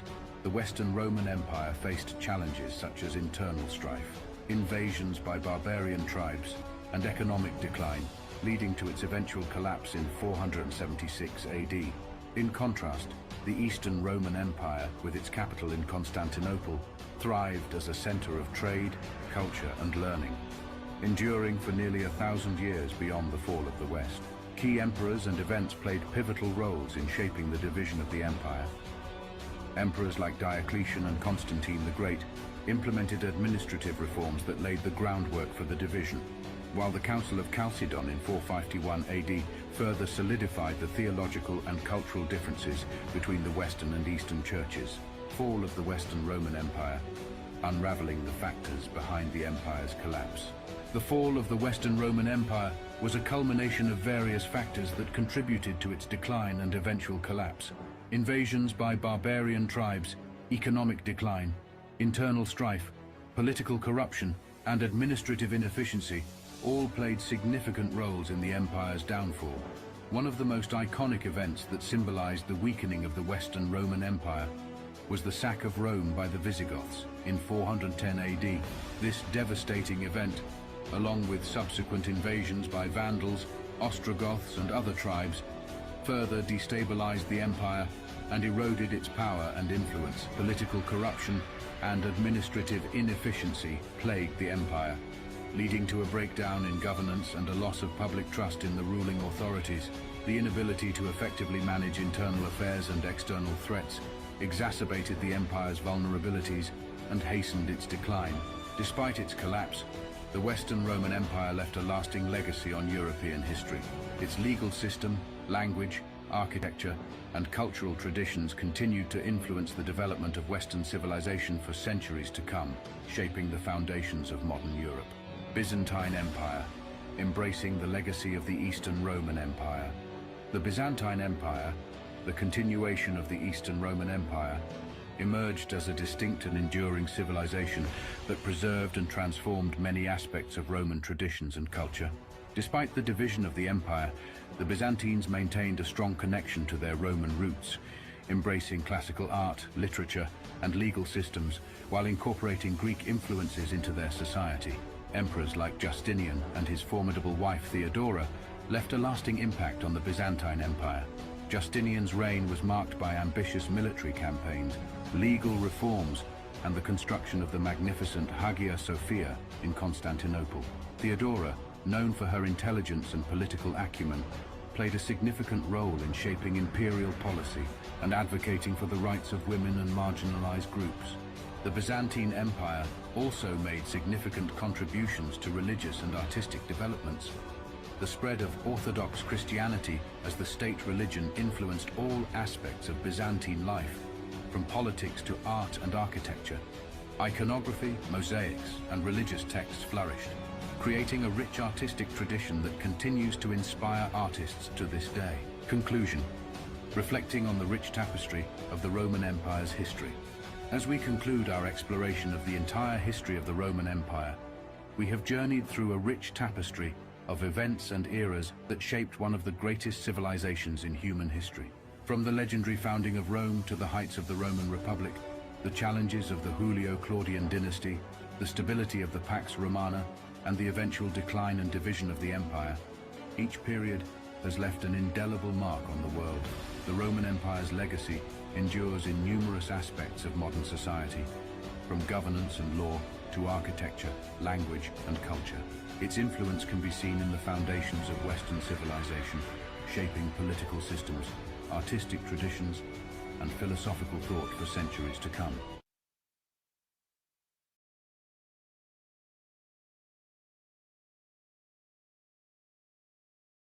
Okay, so guys, we've got a transcript to read through now, which is the entire history of the Roman Empire.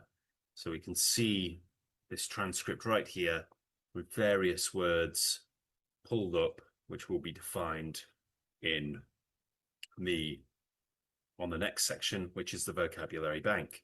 So here we have the transcript, and we'll have a look through that a little bit later. What I'd like to do first, though, is have a look at the vocabulary bank, so we can see various words to learn, which can help us to understand the text a little bit better. Okay. So just bear with me one moment while I get these words ready.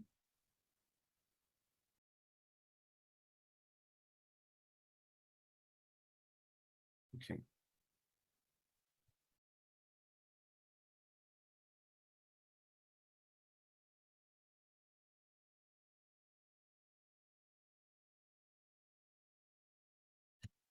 Right, so I put the words in the chat box for you there.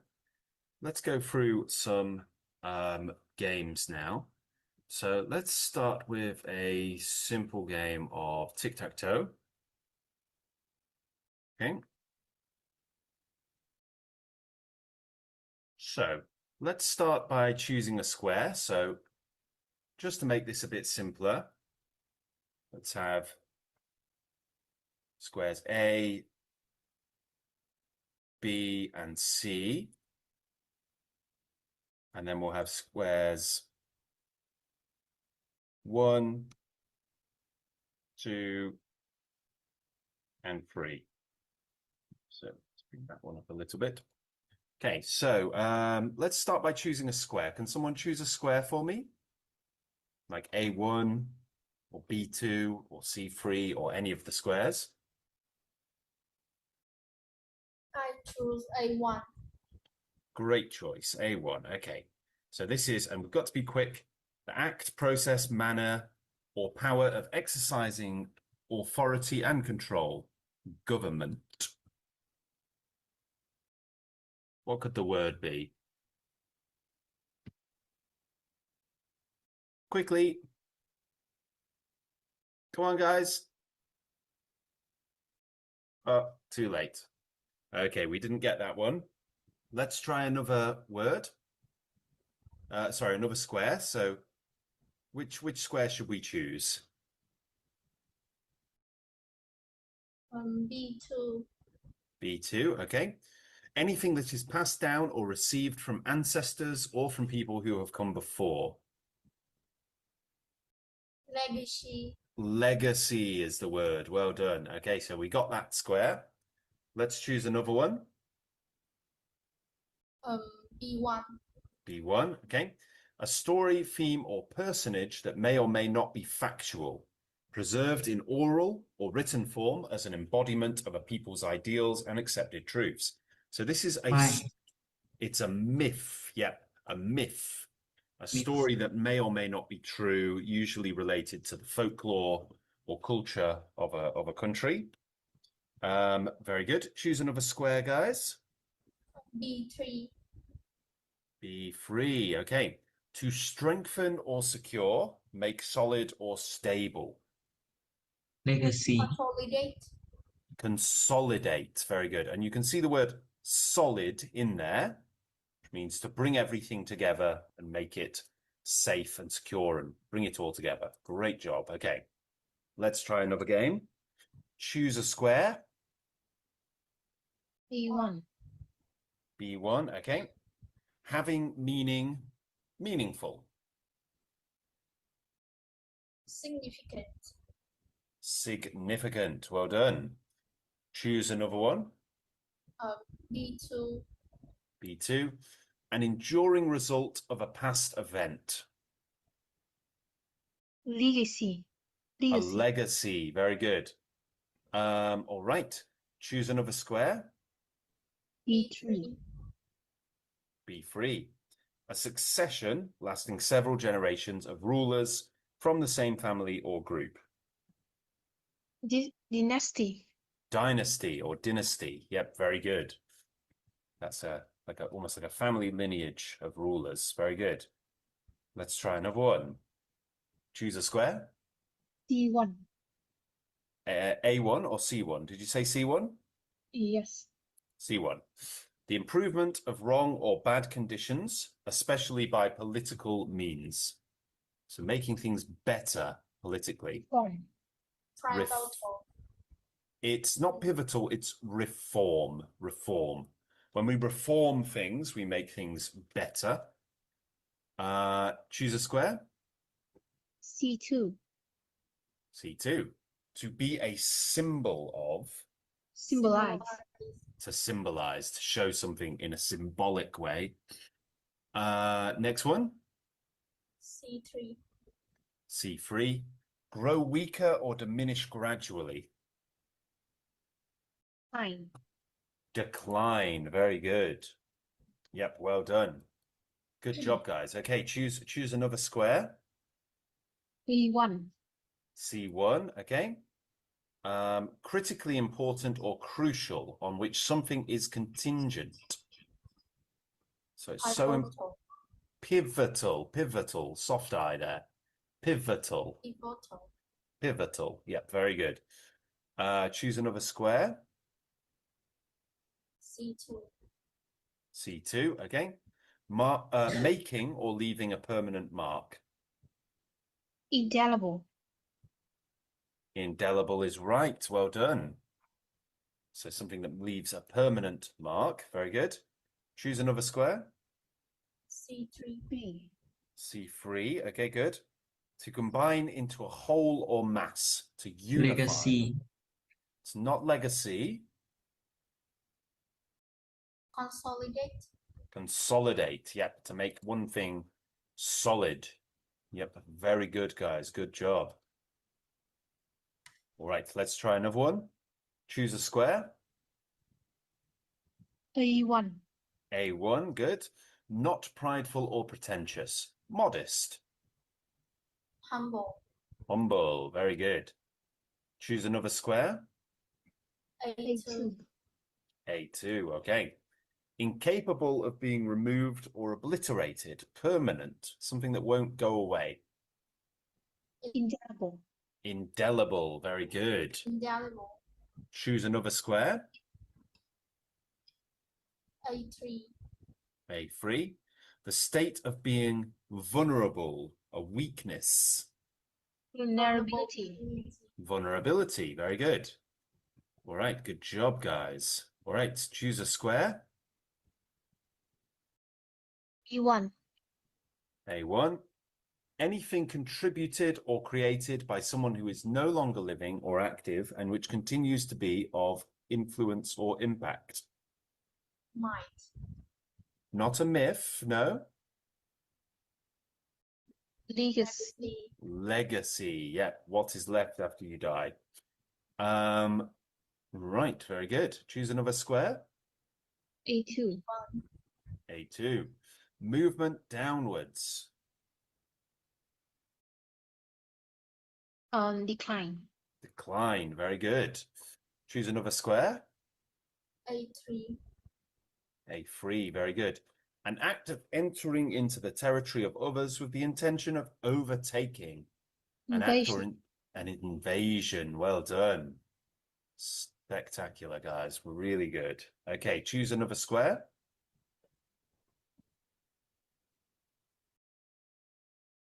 C1. C1, good. A story or body of stories based on tradition or legend originating in the oral history of a pre-literate society and incorporating its beliefs about the origins of the world. It's a myth. Yep, very good. Choose another square. B1. B1, okay. To become unified or strengthened. Dynasty. Consolidate. Very good. Consolidate. Choose another square. A1. A1, okay. Having consequence or import. Important. Significant. Significant. Very good. Doing really well, guys. Great job. Okay, fantastic. See that? We did really, really well there. Okay, let's try a different game. Okay. Let's try a crossword this time. And we'll take away those annotations on the board. Okay. So, first of all, we have one across. And this is movement downward. What could that be? Decline. Decline. Great. Let's try two down. Making or leaving a permanent mark.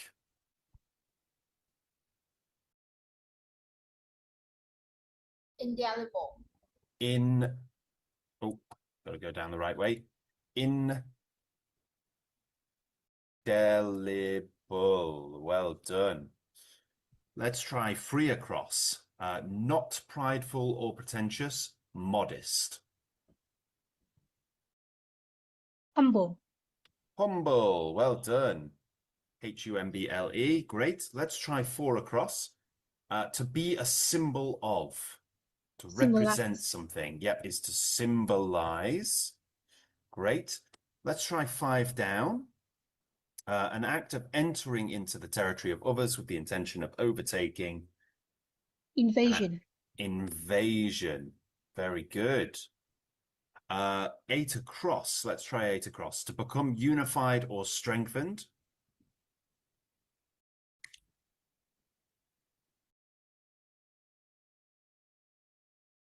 To become indelible. No.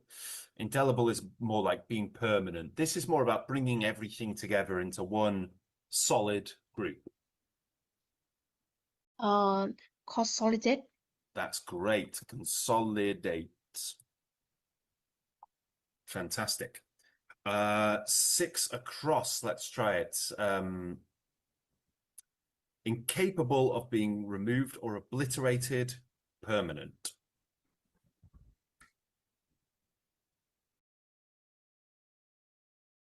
Legacy.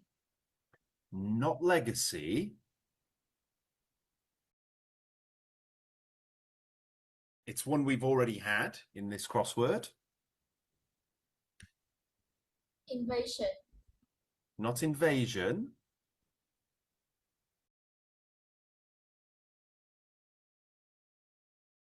Let's try 7 down to see if we can help us find it. A succession lasting several generations of rulers from the same family or group.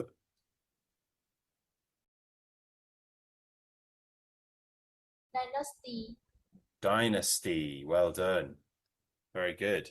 Now let's see if that helps us. So we've got 6 across, something, something D, and it means incapable of being removed or obliterated.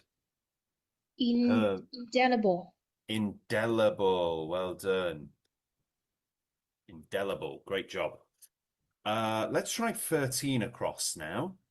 So this is the state of being vulnerable. Vulnerability. Vulnerability is right. The state of being weak or having a weakness. Let's try 14 down. So 14 down. An enduring result of a past event. Legacy. Legacy. Fantastic. Great job. Let's try 16 across. The act, process, manner, or power of exercising authority and control. Governance. Governance is right. Well done. Let's try 18 across. To strengthen or secure, to make solid or stable.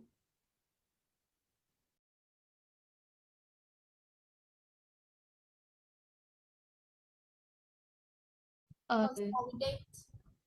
Consolidate. Very good. 17 down. The improvement of wrong or bad conditions, especially by political means. Decline. Not decline. Decline means to go down. Legacy. Not legacy, no. Think about the definition rather than the letters. So, reform, yep, very good. All right, let's try 20 across. Myth. It's myth, well done, yep. So stories based on tradition or legend. 11 down, critically important or crucial. Invasion. Not invasion. So think about the definition rather than where the letters are. But something that is so important that if this doesn't happen, then all the rest of it won't happen either. Pivotal. Pivotal, very good. Pivotal, like this. Great. 10 down. Anything that is passed down or received from ancestors or from people who have come before.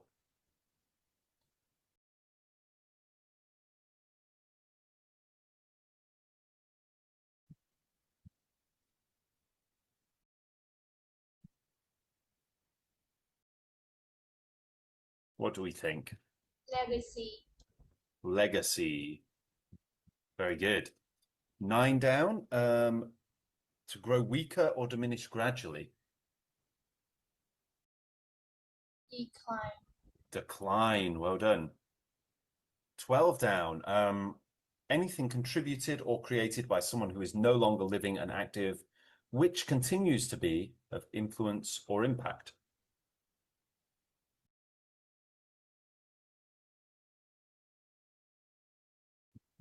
We're talking about something that ancestors leave behind, something abstract.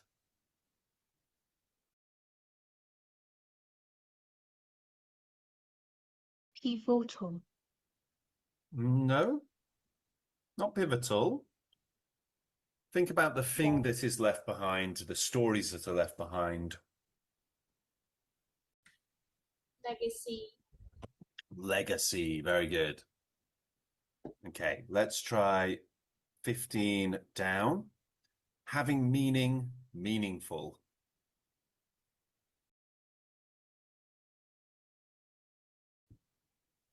Significant. Significant, very good. Let's try this one now, 15 across. Having consequence or import, something that's important. Significant. Significant again. Very good.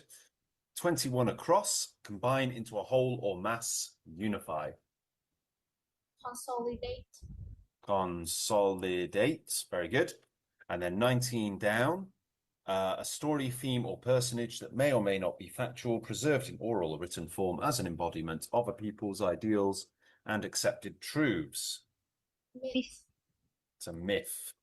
Very good.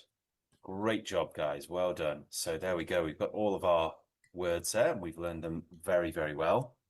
Let's move back. Okay. All right. Let's try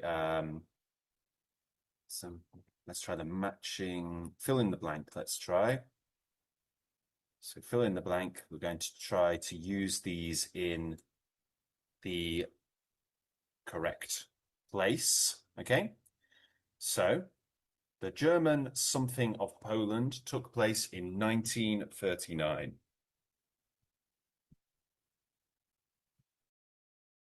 Myth.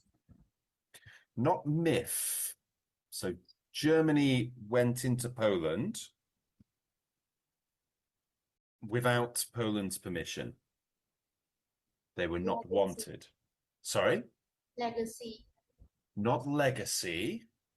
This is talking about the beginning of World War II, where Germany, the German army, went into Poland and they were not supposed to be there. They were not allowed there. In the bill. No, it's not indelible. Invasion. Invasion. Very good. The invasion, because the German army went into Poland and they were not allowed to go in there. They were not welcomed by Poland. It was invasion. According to the Greek something, Prometheus stole fire from the gods and gave it to man. Myth. That's a Greek myth. Very good. But Prometheus, yep, a very old Greek myth about somebody called Prometheus who stole fire and gave it to the humans and was punished by the gods afterwards. Something ink. So ink is what is in pens, of course. Indelible. Indelible ink. So this is ink you cannot remove. Permanent ink. Very good. It was a small but something victory as it gave the troops the confidence they needed to battle on. Patient. Significant. Say that again, sorry. Significant. It could indeed be significant.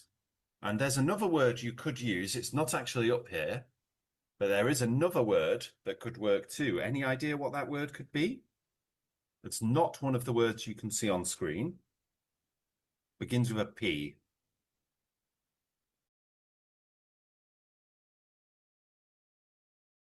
You could also use the word pivotal, a pivotal victory, because pivotal means that a pivotal victory in a war is the difference between winning the war and losing the war. So an individual battle could be pivotal. So for example, the Battle of Stalingrad, which was a battle between Germany and the USSR in World War II, the Soviet Union, was a pivotal battle because when the USSR won, it meant that Germany were going to lose the war, and they did lose the war after that. Next, her position as leader. Consolidated. Very good. Consolidated her position as leader. So she put all her power together. She got together everybody who supported her and set herself up as the leader. Next, the large number of orphans is a something of the war. Invasion. Not an invasion. So first of all, we would say an invasion because it's a vowel sound. But this is not related to, this is not an invasion. So orphans are children that don't have a mum and a dad. A mum or a dad. Vulnerability. Is a what? Vulnerability. No, it's not a vulnerability of the war. We're talking about something that is a reminder of the war having happened. Decline. No, it's not decline. It's something that's very sad because basically what it's saying is the war killed lots of people and that led to lots of children not having parents because their parents had died. And then after the war ended, what we have is lots of orphans. Indelible. No, it's not indelible. This is what we need is a noun, okay? Legacy. Legacy, yep. It's a legacy of the war. It's what's left over after the war is lots of children without parents. So it's a very sad sentence, isn't it? It was a beautiful house, but I worried about its 2 hurricanes. Consolidating. Consolidating. No. So hurricanes are natural disasters, huge amounts of wind blowing a house down. So even though the house is very beautiful, it's very weak because a hurricane could knock it down. Decline. So what are we talking? Not decline. When we're talking Declining. about the weakness of something. Declining. No, not declining. We're talking about weakness. Vulnerability. That's the one. Vulnerability to hurricanes. Oh, clicked on the wrong one. The vulnerability to hurricanes. Very good.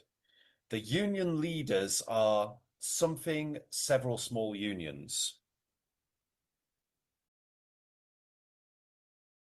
Significant. No. So what they're doing is they're taking many, many small unions and putting them together into one big union.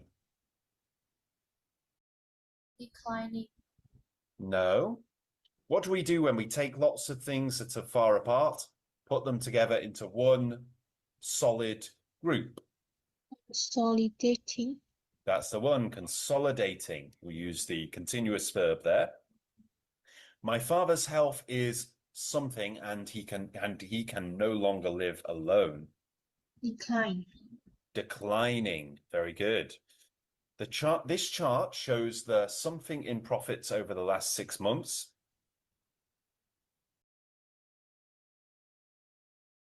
So profits have gone down. Decline. Decline in profits over the last 6 months. Very good. Next up, the 2 businesses have done well since they joined together.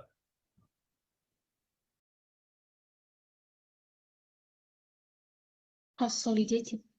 Consolidated. Very good. There are various surrounding King Arthur. Humble. Not humble. Myth. King Arthur myths. Yeah, well done. King Arthur is a mythical king of the Britons. Probably didn't really exist. His fortune has, in recent years, declined in recent years. Very good. He was the son of the famed assassin, and his father's something haunted him all his life.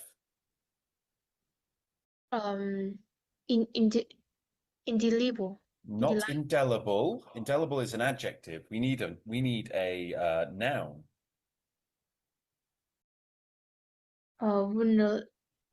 Not vulnerability. So he was the son of a famed assassin. So An assassin is someone who kills people for money. Legacy. So legacy, yeah. So his father's legacy as a murderer haunted him his whole life. So it was hard to for people to forget. This esteemed university is the great of its enlightened founder.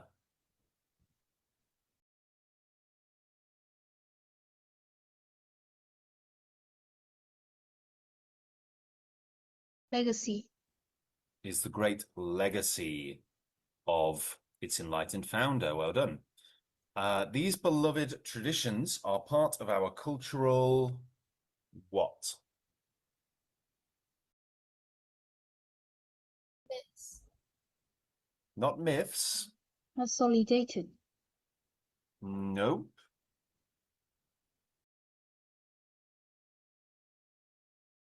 Legacy. Legacy again, yeah.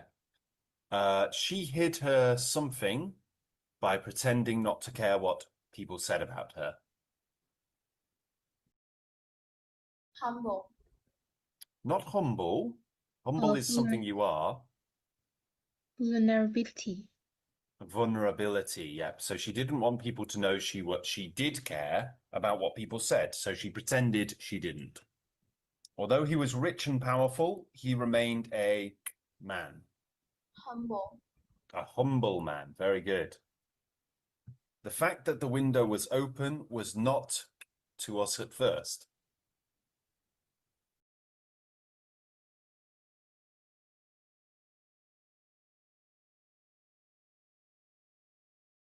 Consolidated. No.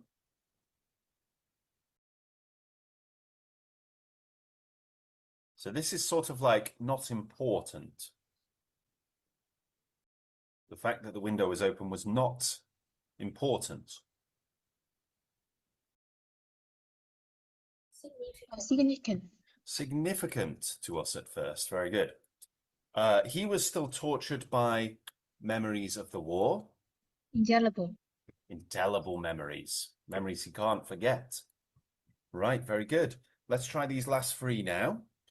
The last to rule over all of China, was the Qing dynasty, whose emperors ruled from 1644 until 1912. Dynasty. The last dynasty, yeah, or dynasty.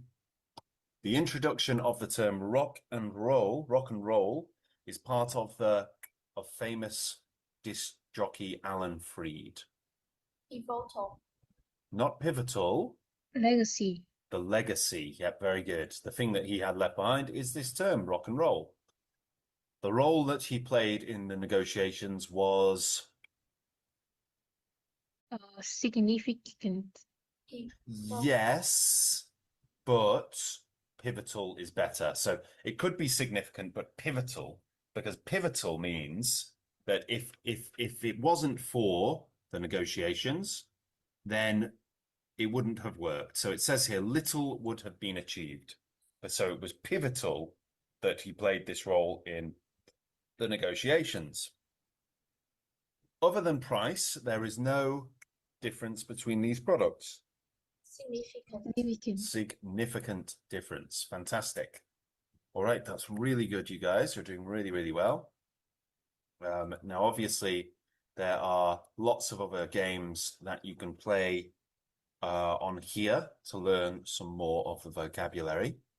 Okay, so if you do want to learn a bit more, then you can do it that way. We'll finish the lesson there, and we'll continue with that in another lesson. Okay. So before we stop, is there anything else that I can help you with? Anything I can go over with you at all? I think no. Okay. All right, guys. Well, we'll finish there then. And thank you for joining the lesson today. And I'll see you again soon. Bye-bye for now then. Take care. Teacher. Goodbye, teacher. Goodbye, guys. Bye-bye. Goodbye, teacher. Goodbye. Goodbye. Take care. Bye-bye, everyone.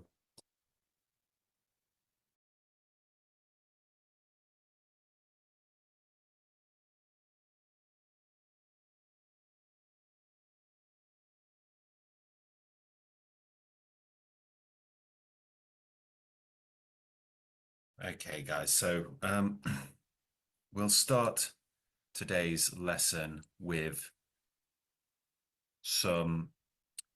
with a vocabulary game, okay? So you can see the vocabulary bank, which is in the chat box. You'll be able to see that just in the chat box there. So have a look through the 15 words that you can see, and we're going to see if we can work out which word of the 3 listed here is the correct one. So first of all, this word is a noun, and a related word is fire. Does anyone have any idea what this word could be? Is it severe, attraction, or illumination? Not sure? Let's have a clue. So another similar word, is light. So light. Does that help at all? So we've got illumination, attraction, and severe. Let's try another clue, shall we? Okay. So an antonym, an opposite word, is ignorance. And let's try the last one. Okay, the definition here, the act of illuminating or the state of being illuminated. So some big clues there. Any ideas, guys? What word we're looking at here?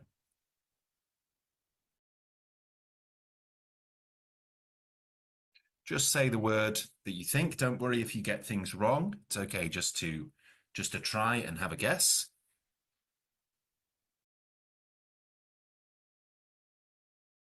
Or if you are a bit shy of talking, just write the word in the chat box.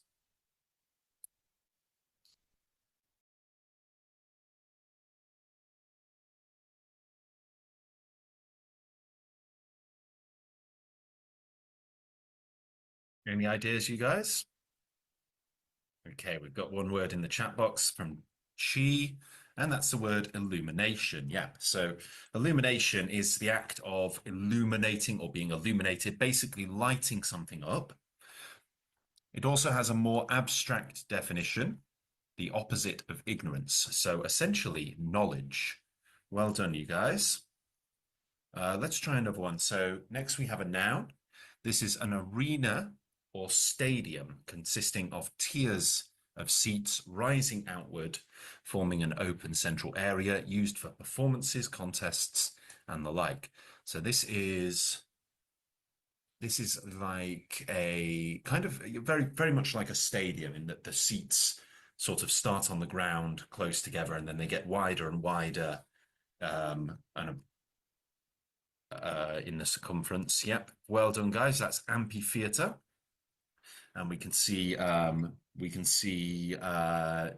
image of an amphitheater right here, which is actually related to today's lesson. Next, we have a noun. We have a related word there, but I don't think that's going to help much. So a similar word here is background, which is a major clue there. Background.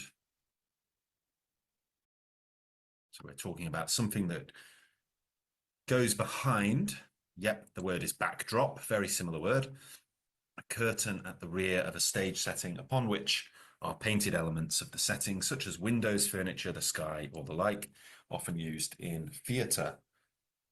Next, we have a noun, and the example is magnetic is a powerful force. So we're talking about the ability to draw something in, to pull something towards itself. Yes, well done. The word is attraction. Good job. And the opposite word is repulsion.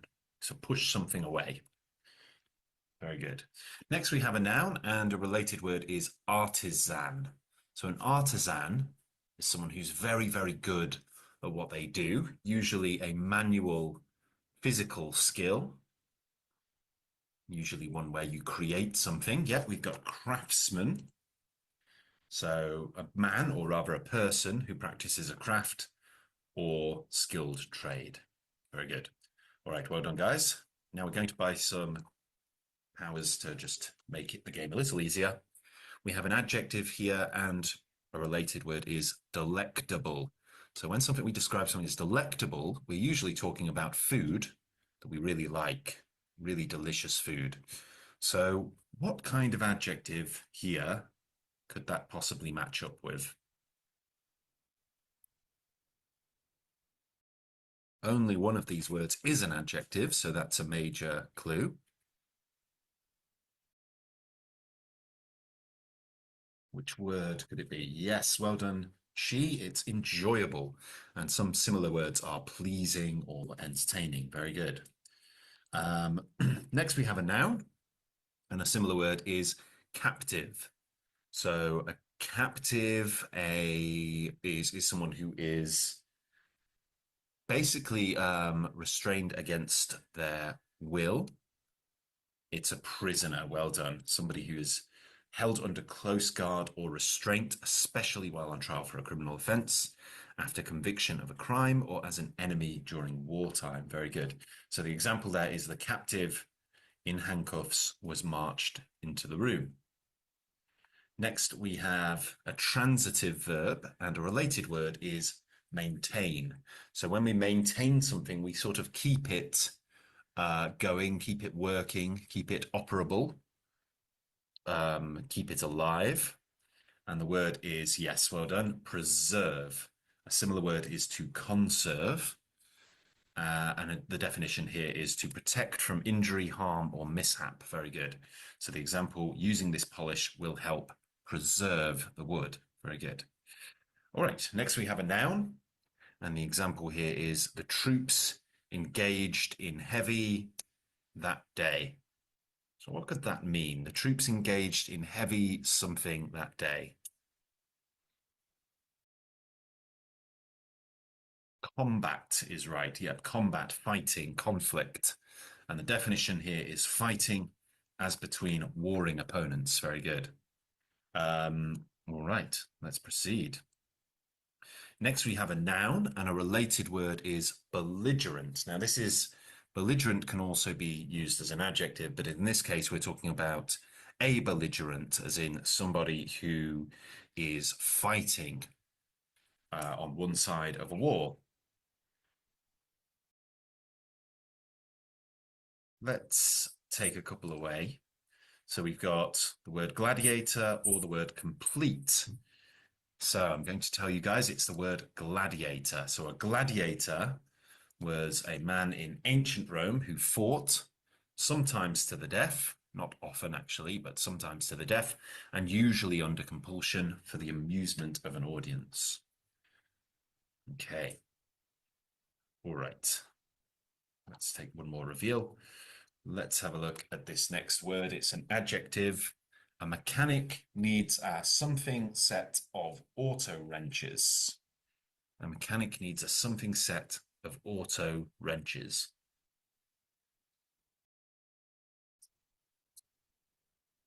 So what we need here is an adjective to talk about something being full.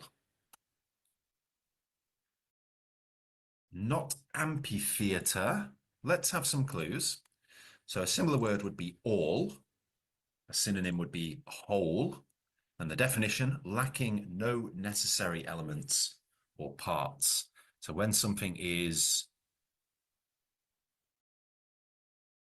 complete, well done. Very good. A mechanic needs a complete set of auto wrenches. Very good. Next, we have a noun, and a related word is despot. So a despot is, well, somebody who rules absolutely.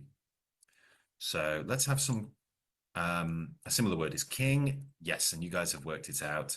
Emperor, the supreme ruler of an empire. Next, we have an adjective, and a related word is tough.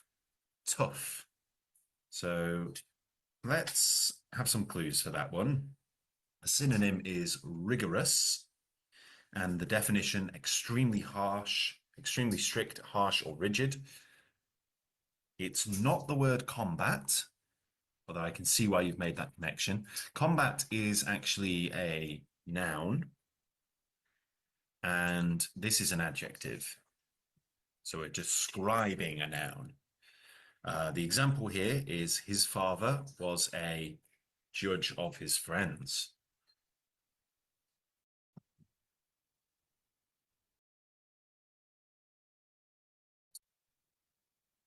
Yes, well done. A severe judge of his friends. Fantastic. Next, we have a noun, and the definition is the process of putting into effect. So we're talking about making something work, sort of pressing the green light on something, making it work, beginning with something. Now, this word is also the act of, well, killing somebody through in a legal way.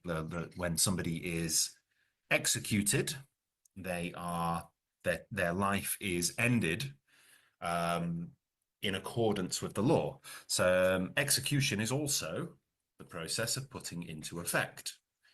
There we go. So next we have a noun, and this is a person who engages in trade, a dealer or a merchant.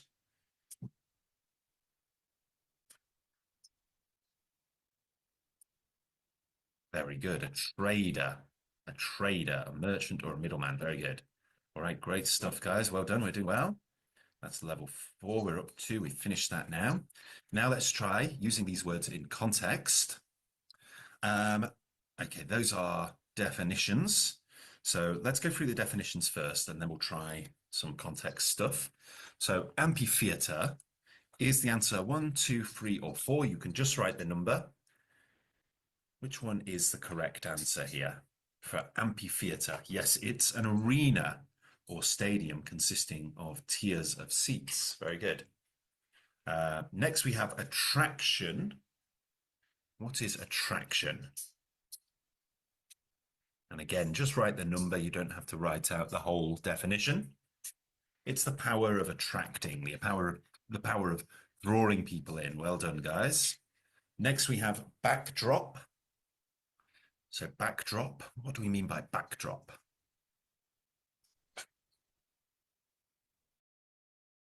Very good. A curtain at the rear of a stage setting. Fantastic. Combat. So we're talking about combat. We're talking about, yes, fighting as between warring opponents. Next, we have complete. So when something is complete, what do we mean by that? Very good. Yeah. Lacking no necessary elements or parts. A craftsman. A craftsman. What is a craftsman? Who can tell me? It's number 4. Very good. A man who practices a craft or skilled trade, an artisan. An emperor. What is an emperor?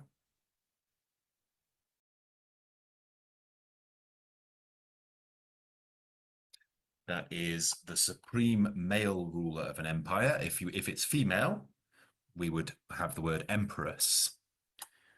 Enjoyable. What definition goes with the word enjoyable?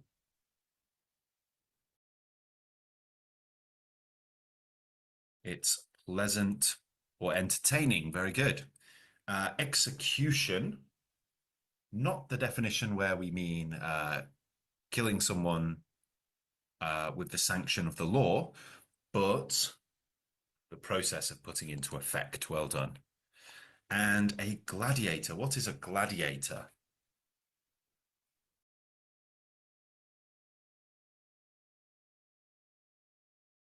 Well done, guys. A man in ancient Rome who fought often to the death and usually under compulsion for the amusement of an audience. Now, I will correct the definition here. The word often is not strictly true. Gladiators didn't often fight to the death, although sometimes they were killed, or but they weren't always killed. They didn't often fight to the death. They did often fight. Illumination. So lighting things up. What do we mean by yes? The act of illuminating, the act of lighting things up, or in many cases, illumination can also mean illumination of knowledge, lighting up the dark areas of ignorance. And then we have this verb preserve. What do we mean by preserve? Very good. To protect from injury, harm, or mishap. Great work, guys. We're doing really well. A prisoner. What is a prisoner? Yes, it's a person held under close guard or restraint, especially while on trial. Severe. What do we mean by severe? It's an adjective. If we describe, yep, very good. If someone's, if a punishment is severe, we mean it's extremely strict, harsh, or rigid. And trader. What is a trader? Someone who engages in trade, a dealer, or a merchant. Very, very good. Okay, fantastic work, guys. And of course, we've done really, really well there. Now let's have a look. So we've got our vocabulary bank here, which you should be able to see. Let's try one more here. Okay. Let me just check if this is the game that I want. Fill in the blank.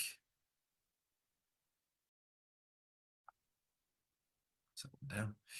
Okay, yes, this is the one. So let's try using these in context now. So she prayed that the children would be from harm. So now we're going to have to write in the full word. She prayed that the children would be from harm.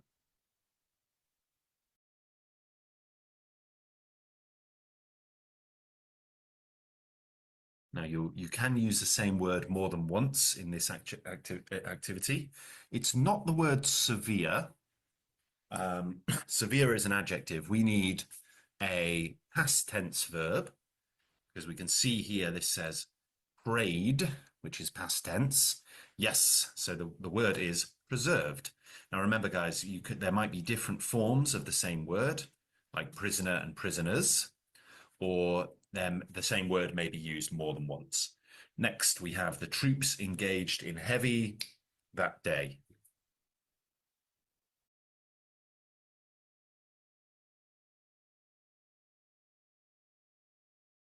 Troops engaged in heavy something that day. So this is actually a noun referring to fighting. Troops are soldiers. It's a more informal way of saying soldiers.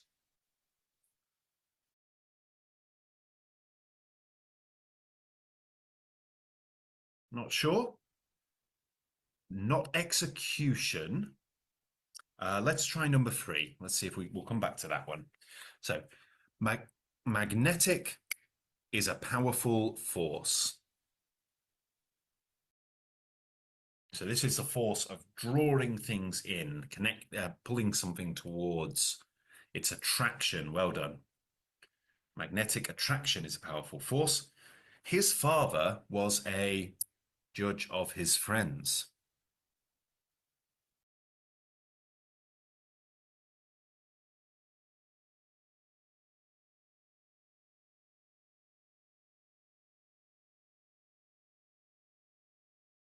A severe judge of his friends. Very good. So very harsh, very strict. A mechanic needs a set of auto wrenches.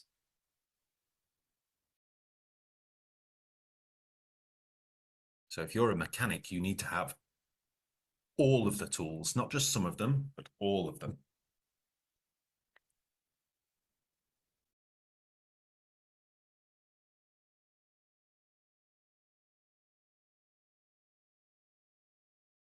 Not sure?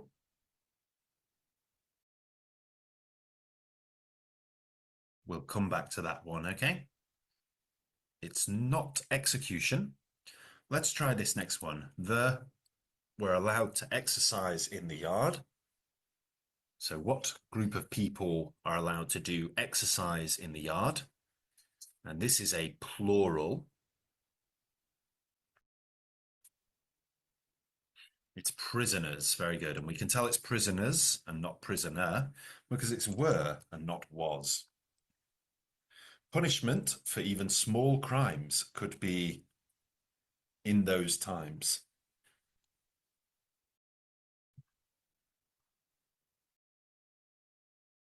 So this is an adjective to describe the punishment. It's not combat. Punishment for small crimes could be combat. That doesn't really work. Combat isn't often used as a punishment. It has been historically sometimes, but not commonly. What we want really is an adjective, not a noun, to describe the punishment and how bad it was.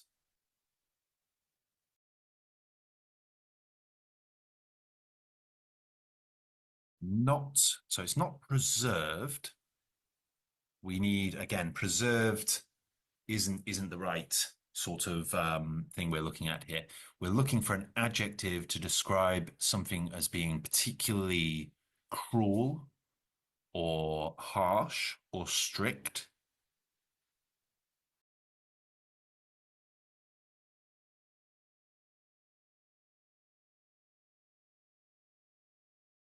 Let's come back to that one. Okay, number 8, the in handcuffs was marched into the room. Now pay attention to this bit. Was marched, not were marched. So that means we need a singular noun. Prisoner. Very good.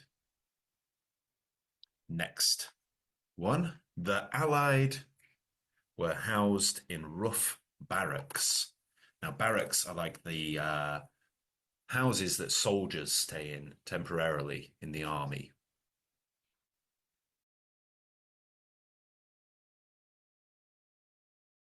Yes, and it's the word prisoners again. Very good. And we see it's a plural noun because of the word were. Next, the of the plan will require everyone's help. So this is when we put a plan into motion.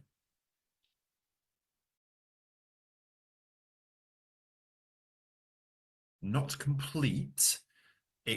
Completion of the plan would be okay, but this is not there isn't a word completion up there, so we've just got complete.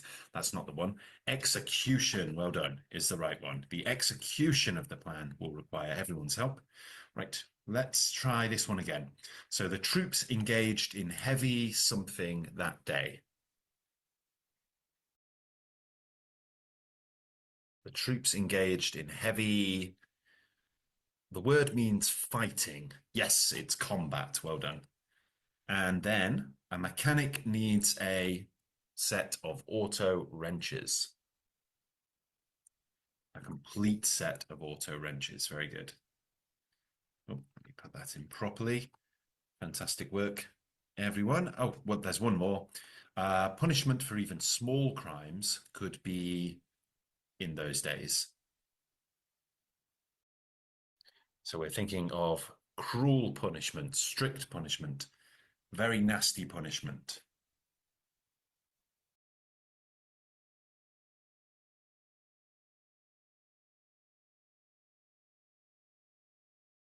Any idea at all, guys?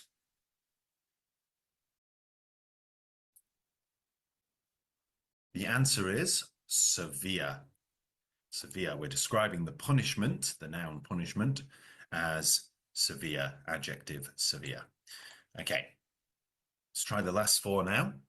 It was a beautiful evening for a concert in the outdoor something.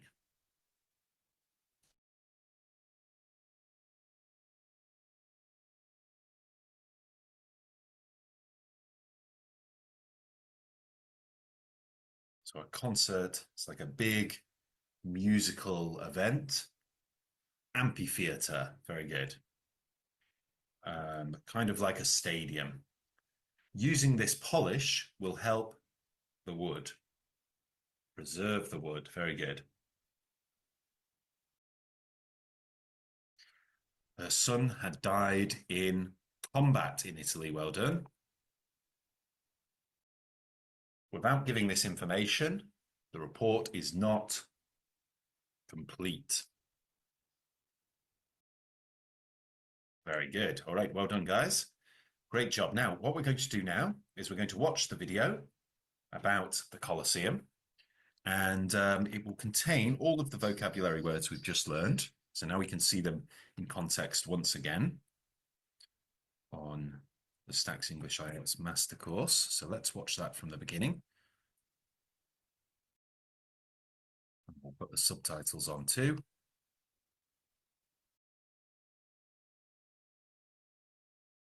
The Colosseum.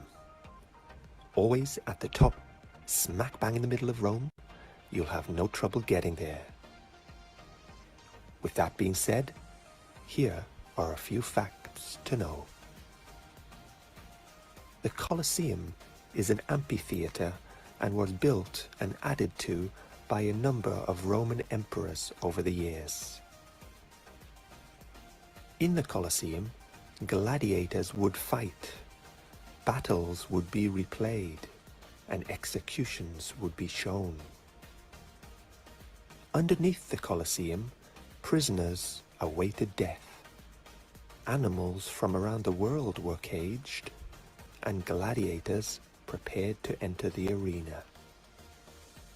Because of the many executions throughout its history, the Colosseum is now being used to shed light on the death penalty.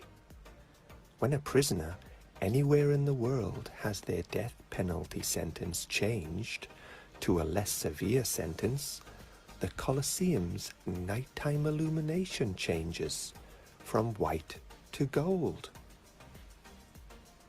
Completed in 80 AD, making it almost 2,000 years old, it's still the biggest amphitheater in the world today. Despite its almost 2,000-year history, combat entertainment only took place for about a quarter of that time. For most of its recent history, it was used in many different ways. Traders, artists, and craftsmen worked there. People would pray there, and it was even used as a place to bury people. Now it's being preserved and is only being used as a tourist attraction. However, some up to various shows and events. If you decide to go to the Colosseum, my only advice is book your ticket in advance and go early in the morning. That way you'll have less waiting time and a more enjoyable visit. Hopefully, these simple facts will inspire you to learn more about the colossal history of the Colosseum. Thanks for watching. Please. Okay, guys. All right. So let's go through some quiz questions related to the Colosseum. So let's try these 8 questions. So first of all, what do we mean by smack bang in the middle? What does smack bang in the middle mean? Write your answer in the chat box or say it out loud.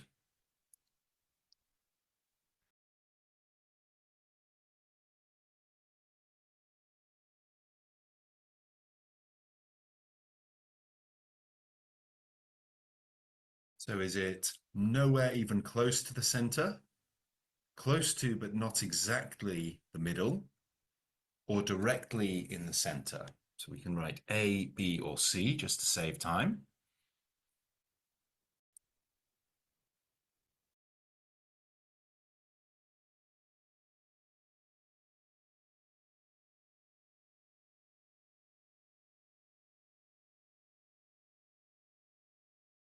So it means directly in the center. Well done.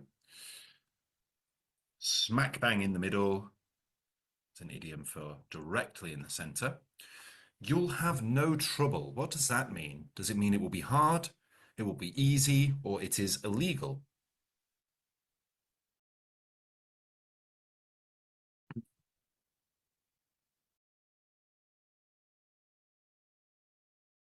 means it will be easy. You'll have no trouble.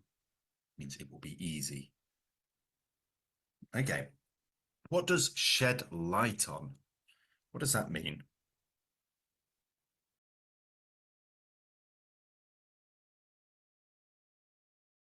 Does it mean A, to reveal more information about something? B, to turn on the light or light a candle? Or to illuminate the shed?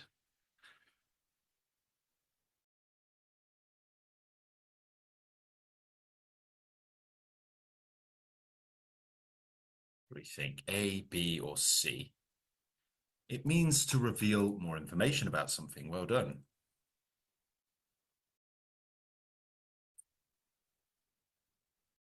The Colosseum is something many tourists wish to see when they visit Italy. Is that true, false, or not given in the video?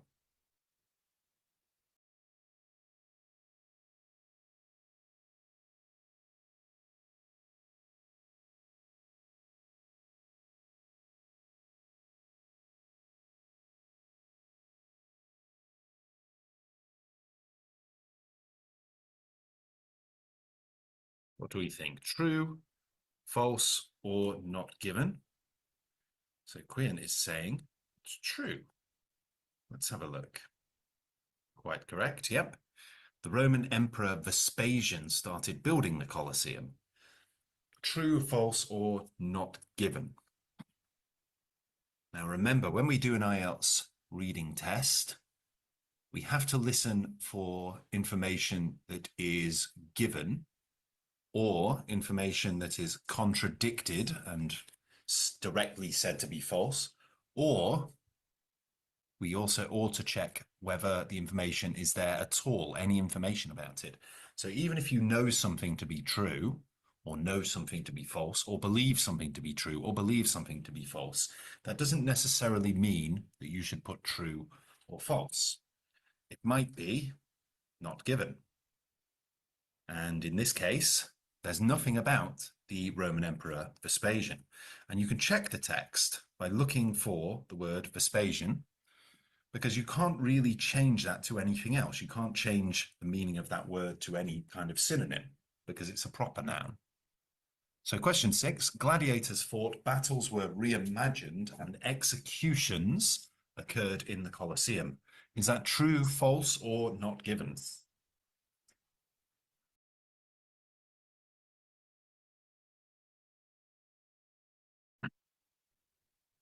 True is the correct answer. Well done. Underneath the Colosseum, prisoners were free to go, waited to be executed, or prepared for battle.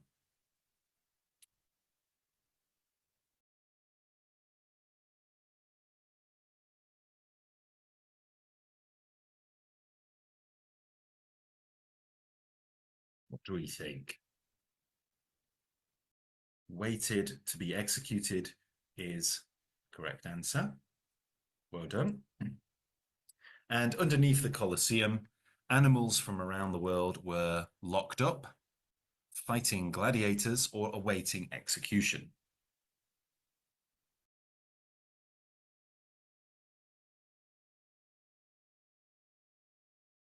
Yes, animals were locked up. Well done. Right, great job, guys. So we're going to practice a little speaking task now, which is called a historic place. Now, this is a task 2 practice test. So with task 2 in the IELTS speaking test, you have to speak continuously for 1 to 2 minutes. Now, what we're going to do is we're going to have 1 minute to prepare what we're going to say, as we would in the IELTS speaking test in part 2. And then I want you to speak for 1 to 2 minutes on this subject. So we're going to start with, let's start with Quinn. Okay. I'll give you 1 minute to prepare. So make sure you have pen and paper or something to take notes with. Okay. I want you to describe a historic place that you know about. So I'm going to give you 1 minute to prepare, starting from now.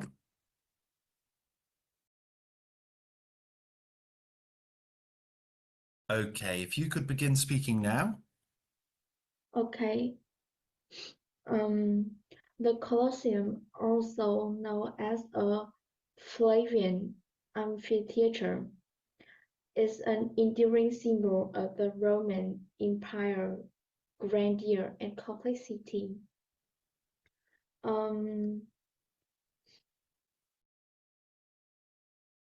Located in the heart of Rome, it was commissioned by Emperor Vespasian of the Flavian dynasty around 70 AD and completed by his son, Emperor Titus, in 80 AD. Over the years, it underwent modification by subsequent emperors, including Domitian, who added underground tunnels and chambers known as the Hypogeum.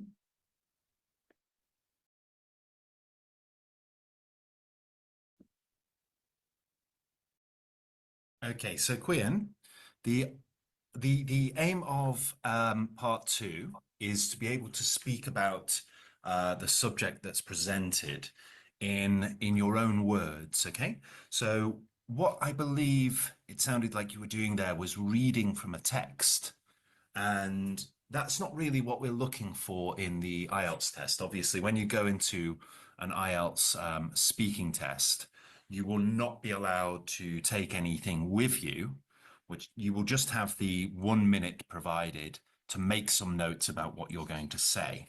So some of the questions that you should answer would be, well, first of all, tell us about a historic place, what the place is, where it's located, and the significance of the place, and describe your experience of the place. It might be that you've never been to that place. That's okay. You can just talk about how you've maybe read about it, or something that you know about it, or maybe that you would like to go there one day.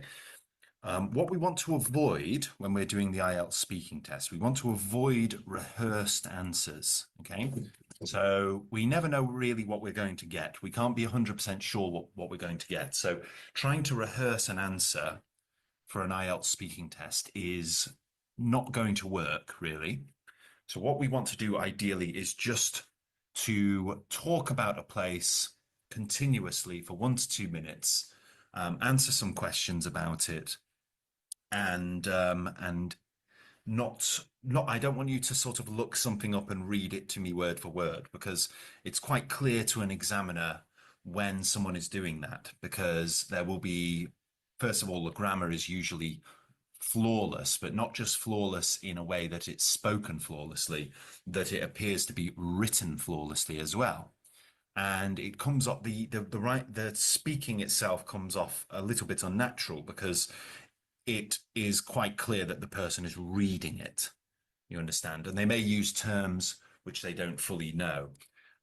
It doesn't really work, because once you get onto part 3, it isn't just you speaking, it will be the examiner speaking as well, and it will be a bit more conversational. And at that point, the examiner may ask you questions about things that you've spoken about.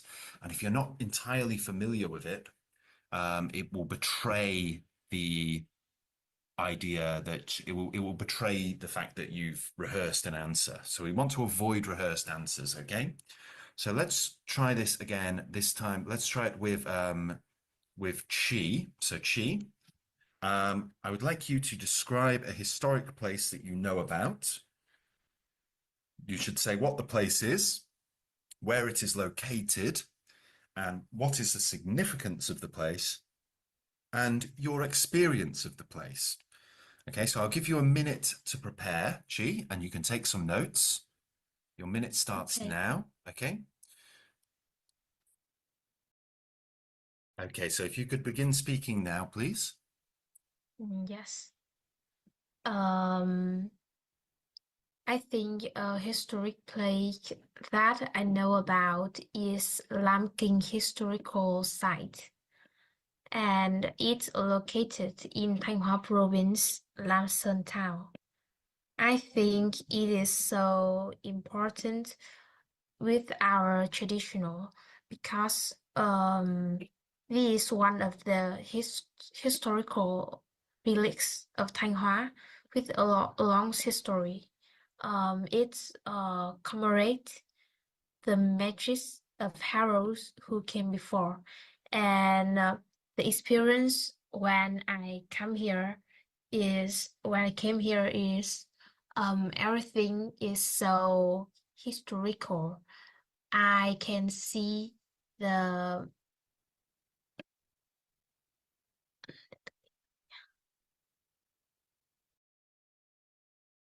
um, I can study a lot of experiments experience about the king, or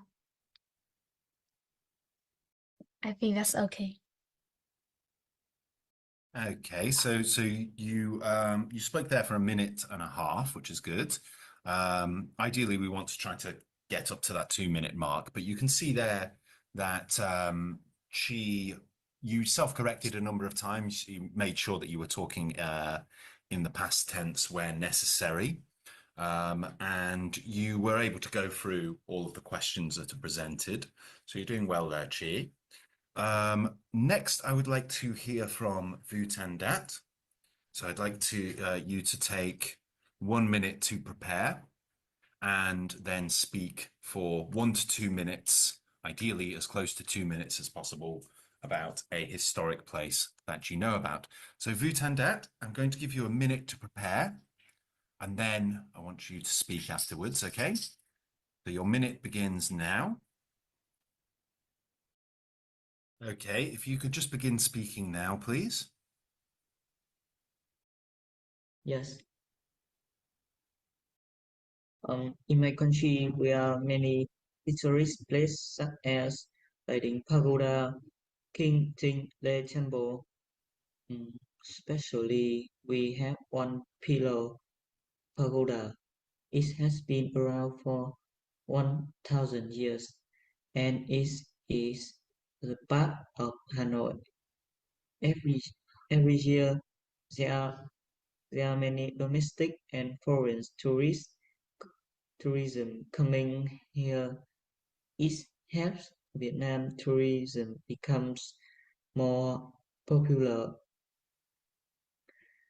and um, trending. In short, Pillar Pagoda is symbol of Hanoi and Vietnam. Um, in in the future, me and families will go to Hanoi, and I go to here. Yes. Okay, so you spoke for 1 minute and 20 seconds there. So again, we want to try to 1 minute is acceptable, but we want to try to make it up to 2 minutes if we can.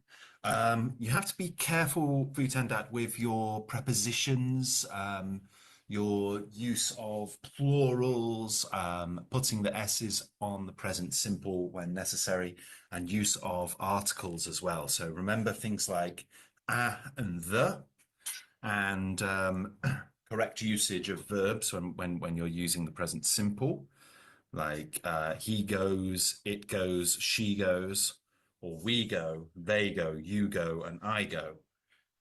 So that might be something to review. Use of the correct tenses as well, and prepositions, words like of and in and at. Okay. All right, guys. So well done there. Well done for practicing the speaking. Okay. Let's just close that quickly. 1 moment. Okay. Okay. What we're going to do now is we're going to have a look at just something we're going to do conversationally. Now, this is a writing task, but we're going to just talk about it a little bit. Okay. So what we've got here is a prompt. Some people think that learning about history is a waste of time, while others believe it is essential. So we're going to discuss both sides of the argument and give our opinion. So let's go back let's start with Vutandat this time. So Vutandat, what do you think about this? Some people think that learning about history is a waste of time. What do you think? Just briefly.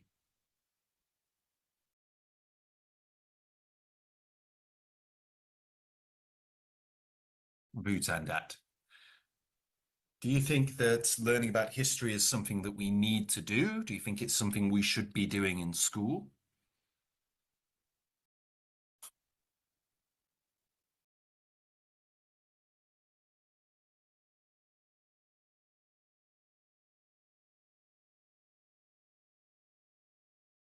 Vutandat, I need you to answer the question.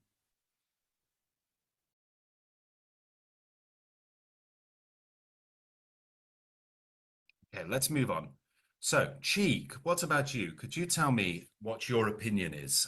Some people think that learning about history is a waste of time, while others believe it is essential. What do you think? I think I don't agree with this opinion. Which opinion do you not agree with, though? Learning about history is a waste of time. So you don't agree that learning about history is a waste of time. Why do you think it's not a waste of time? Because I think that if you learned history, you can know a lot of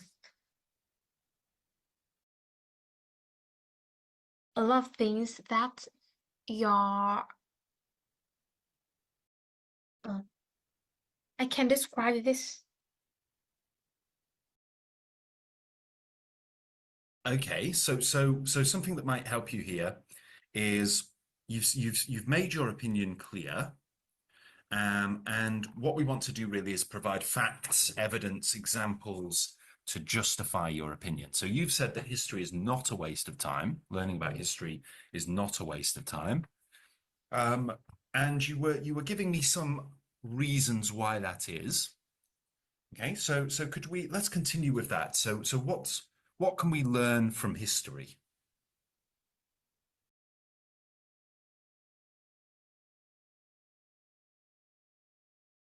We can know a lot of knowledge in the past. We can that, learn yeah.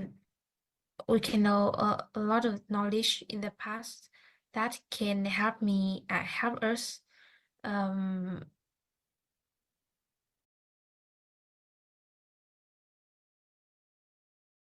Yes. Okay, so we can learn a lot of knowledge from the past that can help us today to quite often we can learn mistakes that people have made in history, and we can use that as a blueprint to avoid making the same mistakes again. Thank you, Chi. Quinn, what is your opinion on this? Some people think that learning about history is a waste of time, whilst others believe it is essential. What do you think?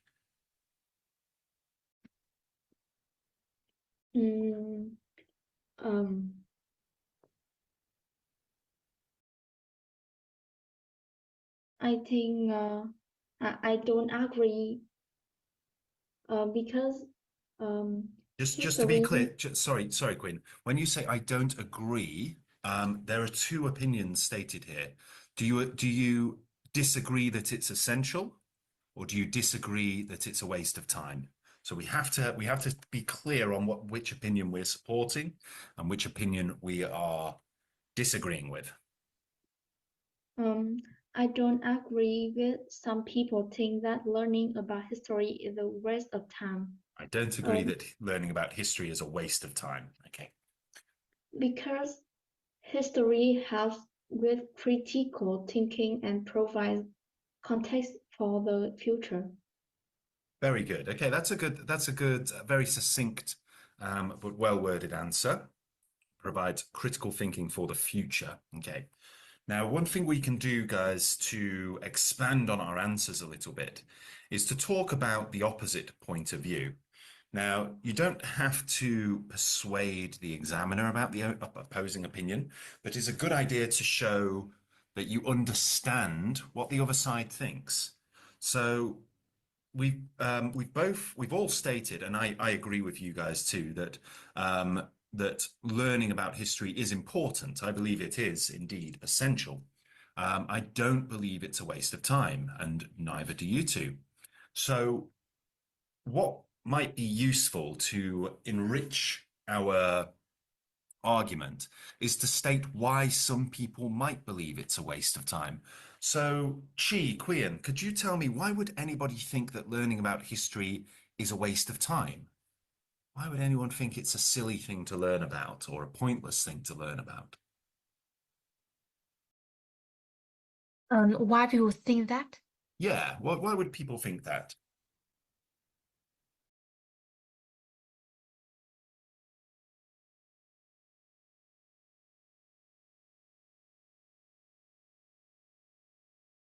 So for me, I can venture one answer.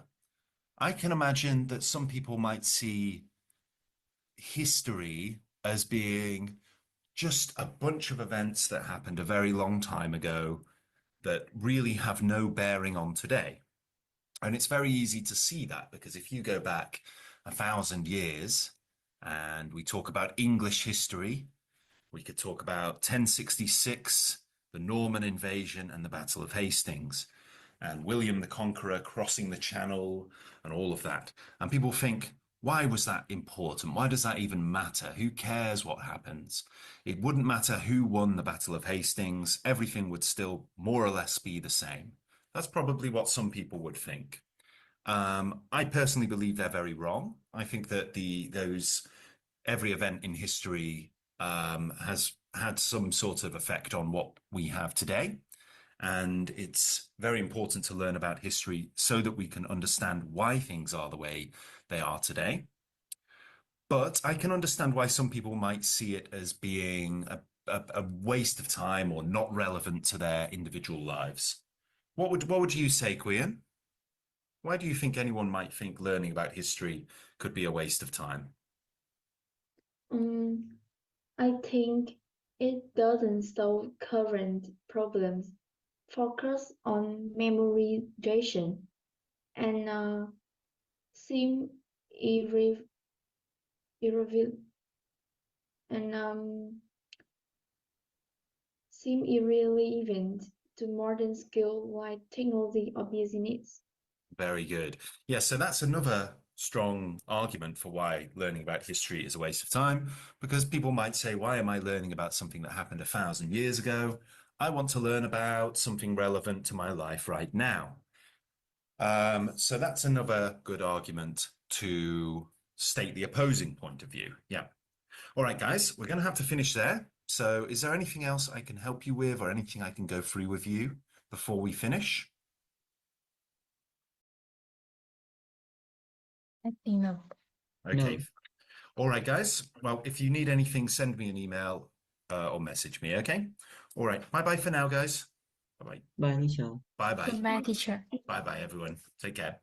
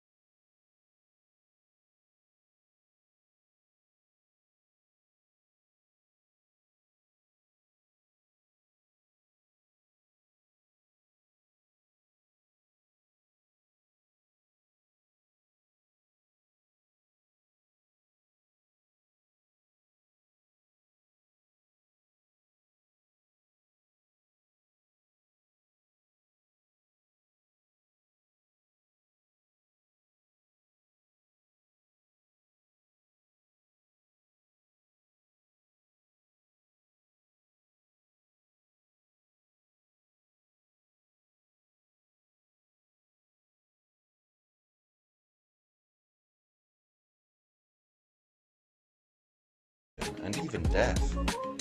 Sea turtles are particularly affected by light pollution. They instinctively follow the reflection of the moon on the water, which leads them away from the sea. Passive voice.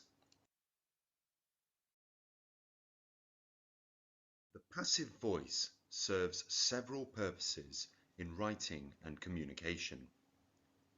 Emphasis on the action or result. The passive voice highlights the action itself or the outcome rather than the doer of the action. This can be useful when the action is more important than who performed it. For example, the novel was written in 1920, focuses on the novel and the year rather than the author.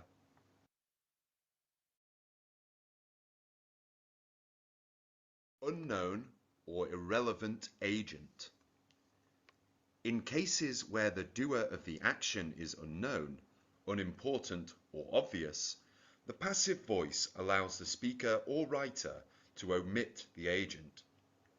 For instance, the cake was eaten does not specify who ate the cake, which might be irrelevant to the context.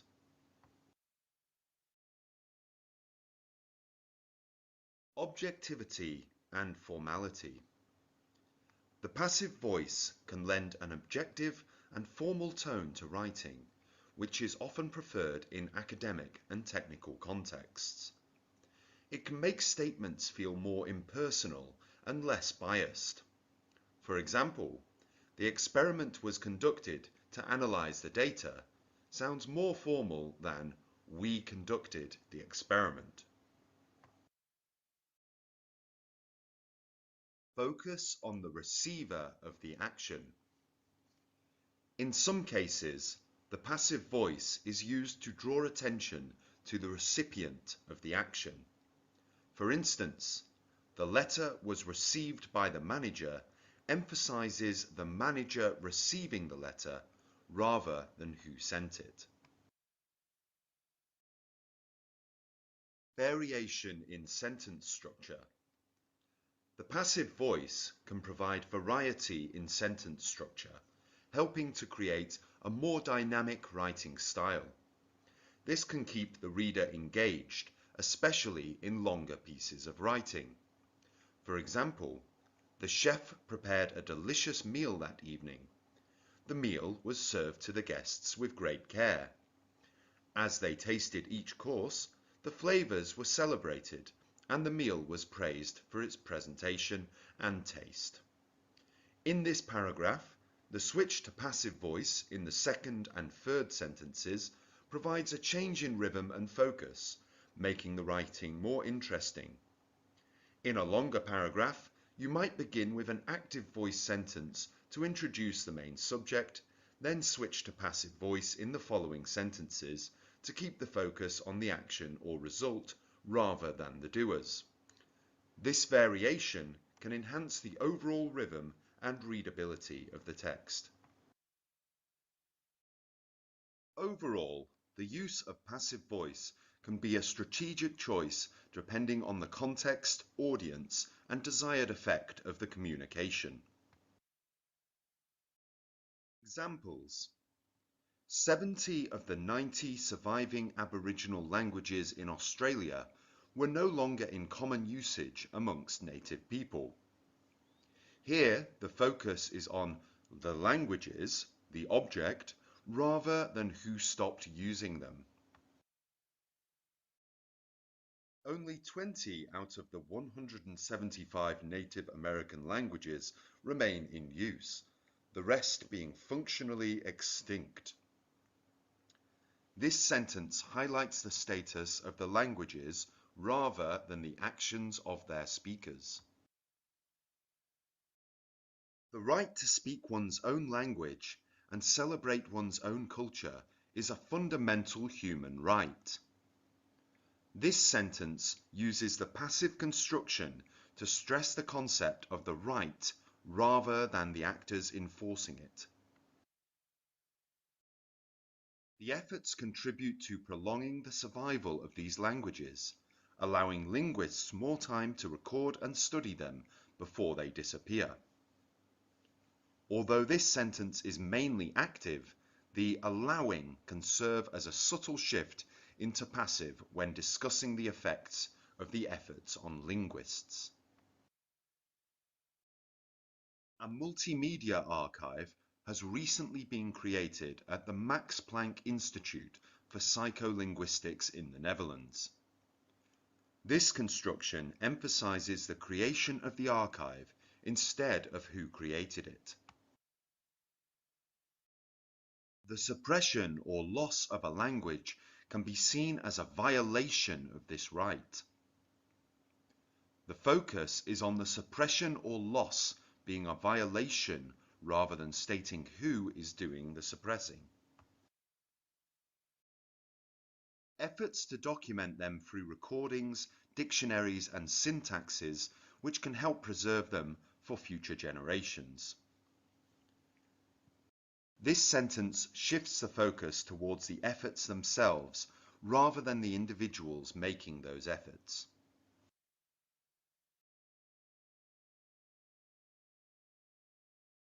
Okay, we're going to start with some vocabulary then. So first of all, we have this term which is wrongly directed or pointed. So what is the word that we need to use here? What do we mean by wrongly directed or pointed?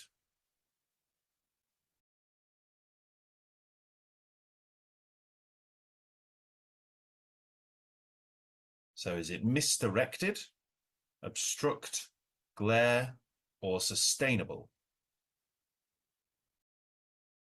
Glare. It's not glare, I'm afraid. Let's try taking two of them away. So is it misdirected or obstruct?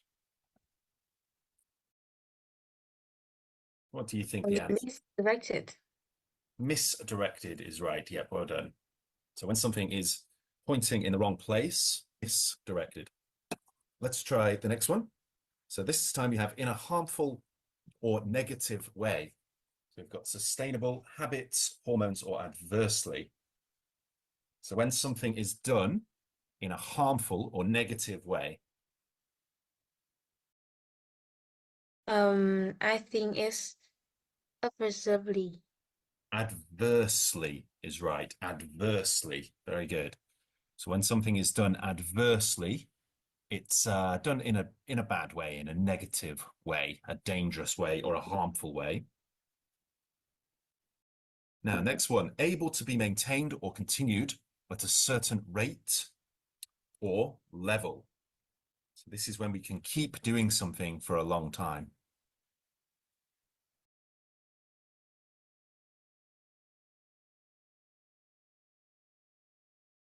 I think it's sustainable. Sustainable is right. Well done. Sustainable. If something is sustainable, we can keep doing it for a very long time. Very good. All right, well done. Quick bonus round now.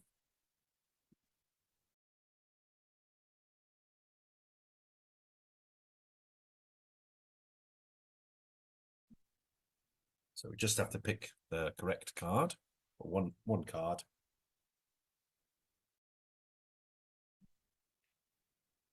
Okay, so should we pick card A, card B, card C, card D, or card E? Card B. Card B. Oh, unfortunately, that was one of the bad ones. Minus 50 points there. Card B, okay. It's okay, I'm sure we can make the points back. No problem.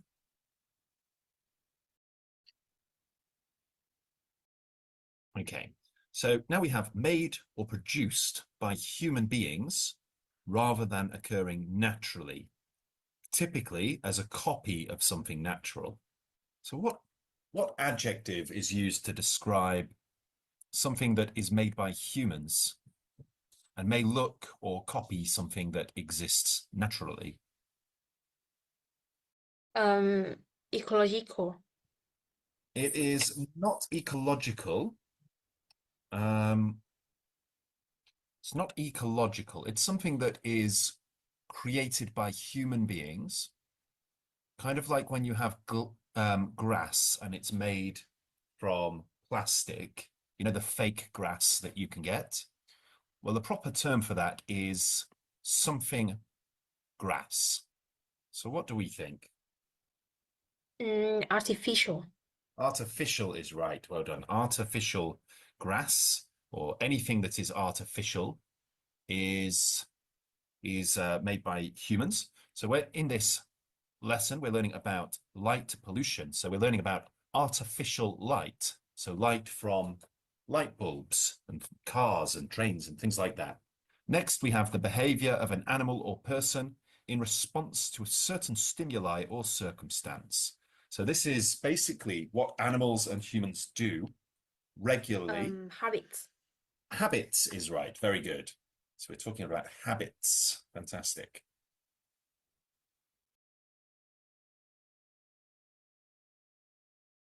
Question 6.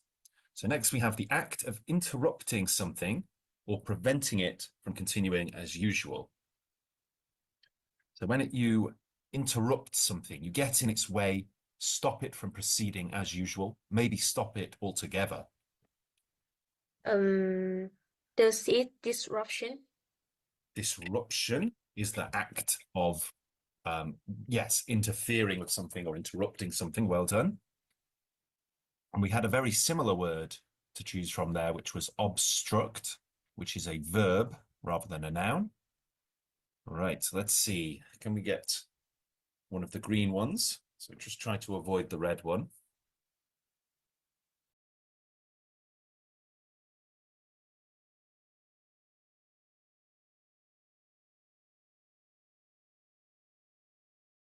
So we've got A, B, C, D, or E. I choose E. 200 points. Okay, so we got our points back from before. That's great.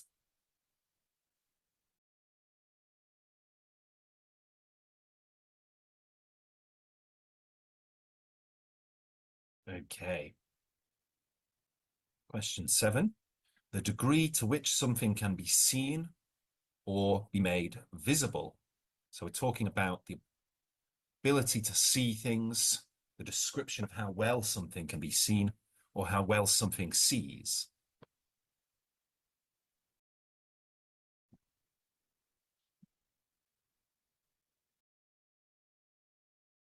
What do you think? Visibility. Visibility, very good. So visibility is a noun describing something, well, the rate at which something can be seen or something can see. Causing or likely to cause harm or danger or damage. Harmful. Harmful, very good. Great job. Okay, doing well so far, well done. Next we have question 9. So this is, well, these are chemical substances produced in the body that regulate bodily functions and behaviors. So we're talking about things like estrogen, testosterone, serotonin, dopamine, cortisol. Sustainable. No, sustainable is something that we can continue doing for a very long time. These are chemicals in our body, in our brain. And hormones. Hormones, well done. So our hormones, you know, make us happy, sad, angry, or whatever else. Very good. All right, doing well so far. Another bonus round now.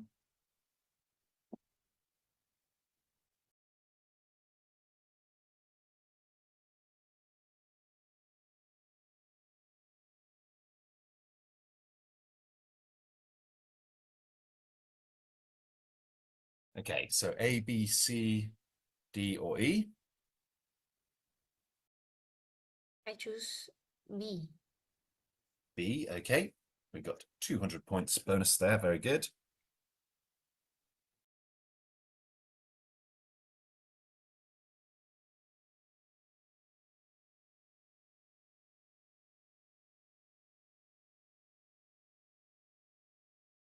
So this is relating to the natural environment and its relationships with organisms and their surroundings. So this is an adjective to describe the environment, nature, animals, trees, plants, rivers, lakes, and streams, and how they all work together. Ecological. Ecological is right. Well done.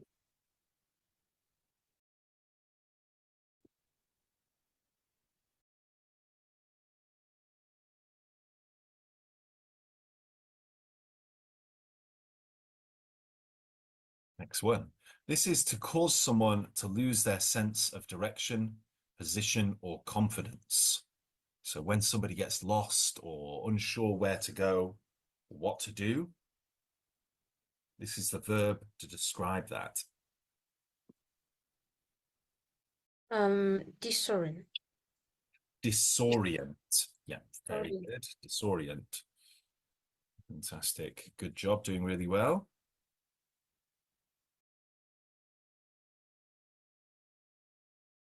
All right, very good. Next we have question 12. This is strong, dazzling light that reflects off a surface, like a window or metal. Glare. Glare, well done. So we're talking about glare.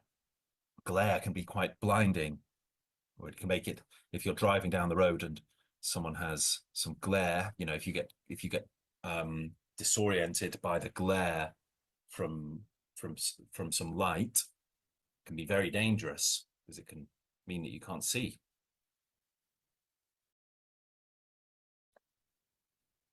Right, so now we have A, B, C, D, or E. I choose C. C, very good, okay. This is the extra time lifeline, so we can use that if we run out of time. Okay, question 13. To block or prevent something from moving or progressing. So we have a verb now.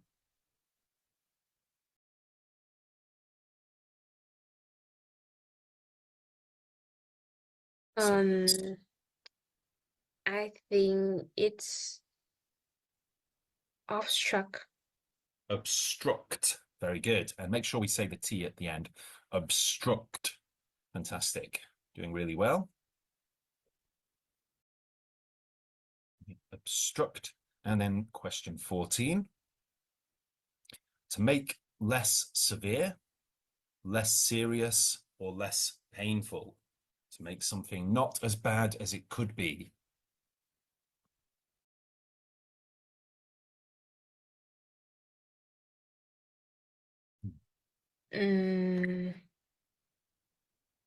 Misdirected. Not misdirected. I'm going to double the score on this one. It's not misdirected. This is a verb where we do something to make the damage less bad. So a seat belt in a car won't stop the car from crashing, but it will certainly reduce the potential damage that can be done.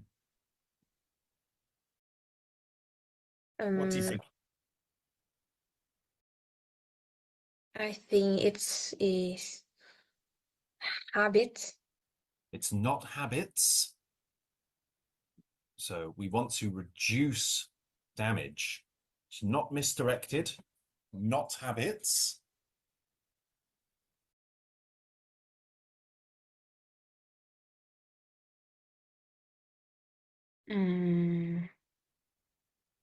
Teacher, I choose misdirected before. You did, yes. The word How about mitigate. Mitigate.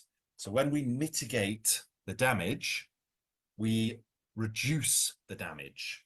So for example, if you wear a helmet on your bike, it mitigates the damage that can be done to your head. It doesn't mean that you will definitely not be hurt if you crash your bike, but it will mitigate the damage. It will reduce the likelihood of damage. Okay? Right. Okay, so we've done some vocabulary. We're going to watch the video about light pollution, okay? So I want you subtitles as they go along. And we're going to talk about the problems of light pollution, what causes those problems, and the potential solutions to those problems too. So let's watch IELTS Master Course. Growing Put the video concern on now. is affecting our environment in a variety of ways. Light pollution is the excessive or misdirected artificial lighting that disturbs the natural environment and adversely affects wildlife, human health, and the economy. Understanding the causes and effects of light pollution is important to safeguard our environment and ensure a sustainable future. One of the primary sources of light pollution is artificial light used in cities and towns, including streetlights, commercial buildings, and residential homes. These sources create bright, artificial lighting that washes out the natural darkness of the night sky. This can impact natural habits, cause sleep disruption and health issues, and affects the visibility of stars and constellations. Another significant source of light pollution is the amber-coloured streetlights that have been in use for decades, but are gradually being replaced by brighter white lights. These white streetlights emit a lot of blue light, which is particularly harmful to humans and animals, as it disrupts natural sleep patterns and affects the hormones that regulate our sleep cycles. This light pollutes our environment, including water, air, and soil, leading to several health problems such as depression, anxiety, and insomnia.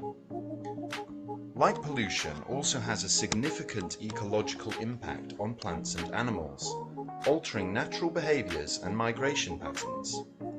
Birds and insects rely on darkness to navigate, and bright lights can disorient them, causing confusion and even death. Sea turtles are particularly affected by light pollution. They instinctively follow the reflection of the moon on the water, which leads them away from the sea and towards city lights, where they often perish. Light pollution also impacts astronomy, making it difficult to observe stars and galaxies from within our cities. Artificial lights, such as commercial advertising displays, also create glare and obstruct our view of the night sky, making it difficult to appreciate and understand the universe we live in. To help mitigate the effects of light pollution, several solutions can be implemented.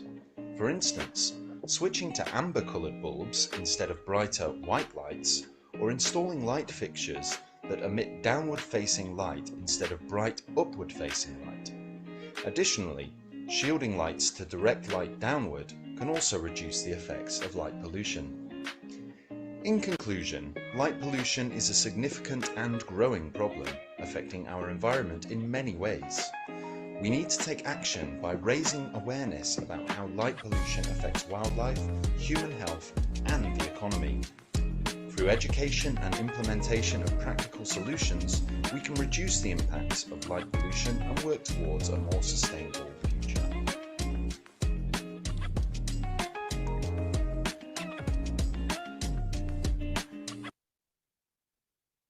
Okay, so what we're going to do now is we're going to just close that down. What we're going to do is we're going to look at a basic simple game here where we're going to put the problems, causes, and solutions, causes, effects, and solutions into the right category. So we've got educate others, poor planning, overpopulation, animal endangered, light shields, and air pollution. So let's start with causes. Can anyone tell me which one of these is a cause related to light pollution?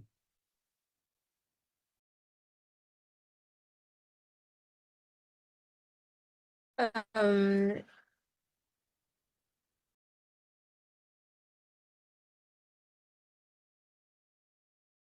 air, teacher, air pollution with causes or effects. Air pollution would probably be an effect of something, wouldn't it?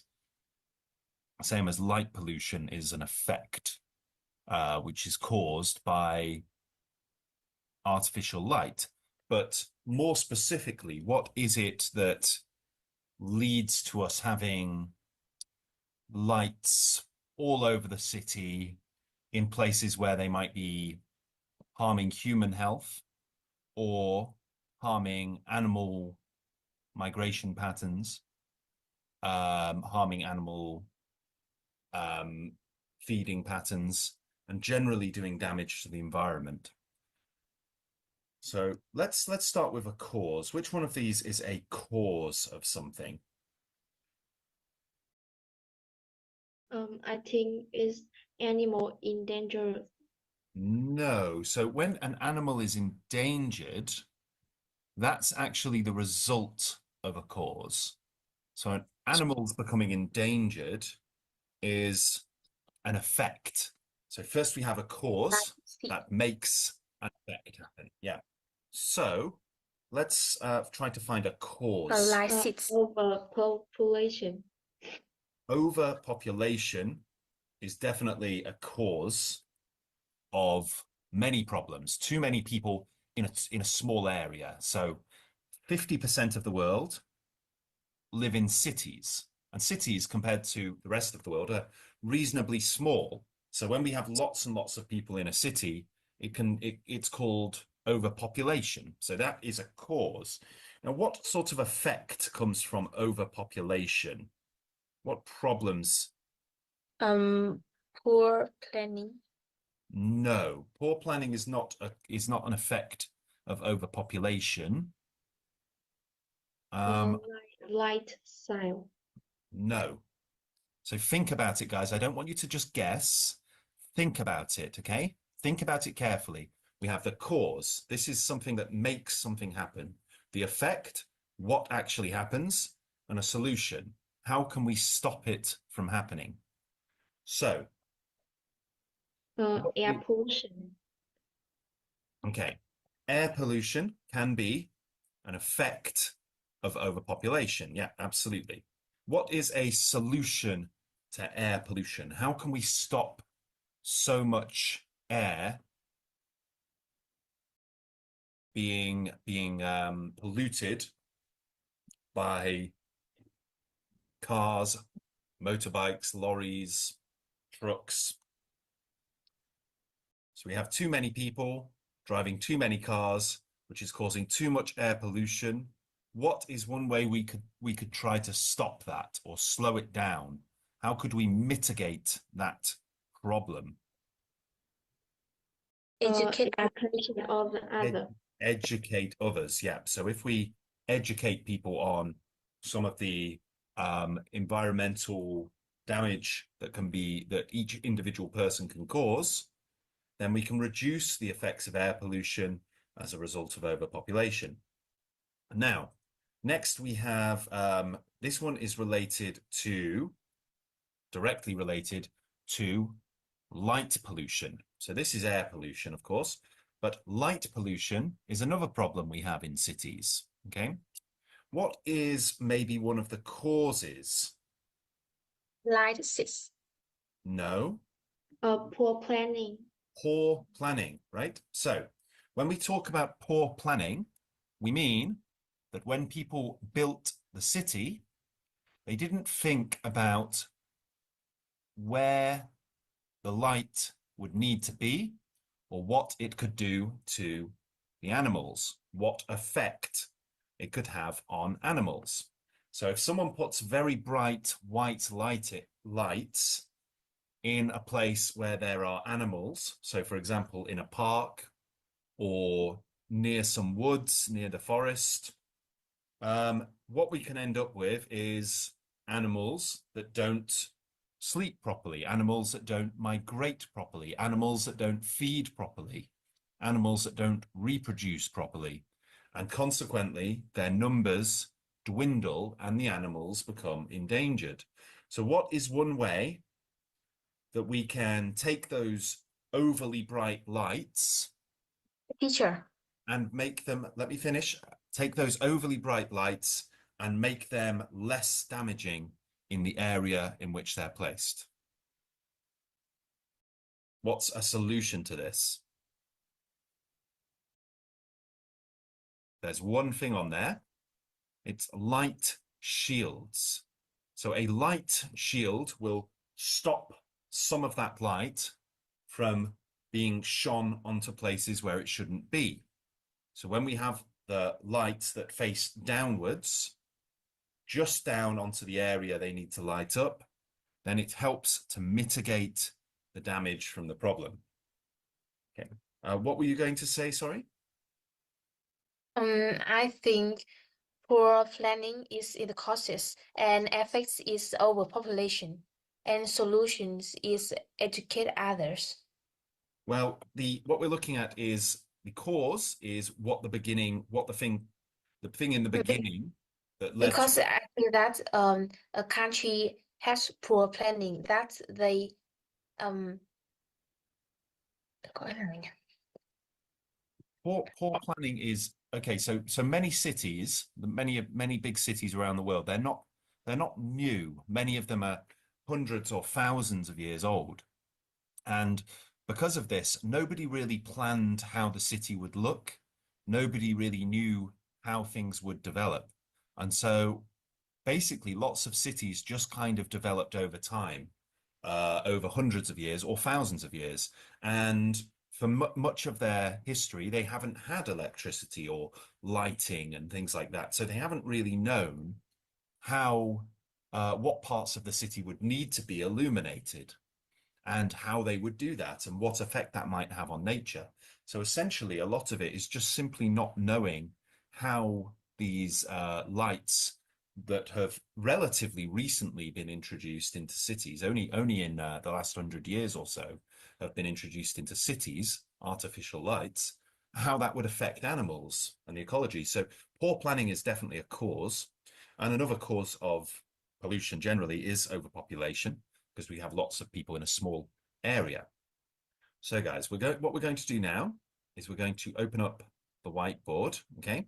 And we've got some problems, causes, and solutions. Now, if I want you to send you this link, and I want you guys to just open this up, and I want you to think of potential solutions to these problems. So we have problem 1 here, which is that people cannot sleep properly. Problem 2, animal migration, feeding, and sleeping patterns get confused. Problem number 3, light pollution can make it difficult to watch the night sky and conduct astronomical research. And problem 4, light pollution can result in significant energy waste and economic losses. Now, what we want to do is we want to think of solutions to these problems. Now, think of something that can mitigate the damage, reduce the damage, or solve it entirely. Now, if you look at the causes here, we can see people cannot sleep properly. So one problem is from prolonged exposure to blue light. Now that comes from, smartphones, computers and televisions, but it also comes from outdoor lighting, street lights, spotlights, garden lights, those kinds of things. And that can make it very difficult for people to sleep.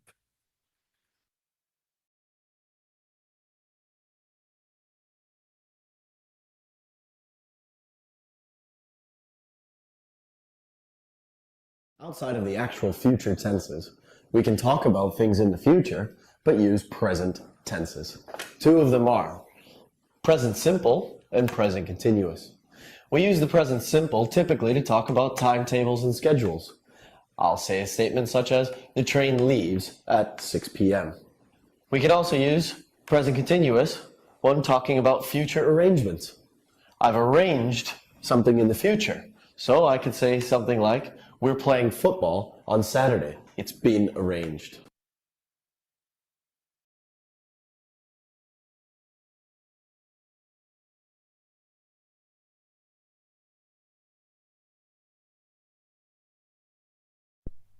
Stax English, Essential IELTS Enrichment, focusing on cultural context. When writing, whether for academic purposes, essays, or even personal reflections, understanding and incorporating cultural context is vital. Cultural context enriches your writing, providing depth and clarity to your arguments. It helps readers to grasp the significance of your topic and fosters an emotional connection to the subject matter. Today, we will explore the importance of focusing on cultural context, particularly in the context of language preservation, drawing insights from our video about endangered languages.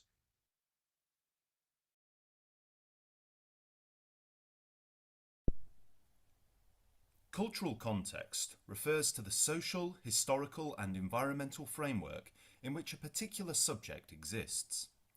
It influences how people understand and interact with various topics. By acknowledging cultural context, writers can enhance understanding, develop empathy, and present nuanced arguments.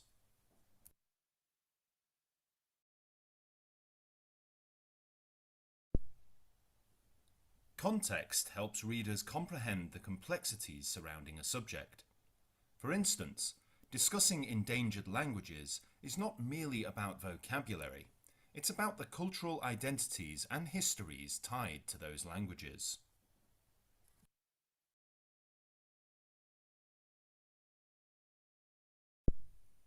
By embedding cultural narratives, writers allow readers to connect emotionally.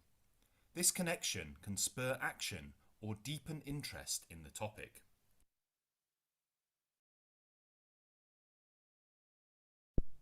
Addressing cultural dynamics allows for a more sophisticated perspective. It highlights the multifaceted nature of issues rather than presenting them in black and white.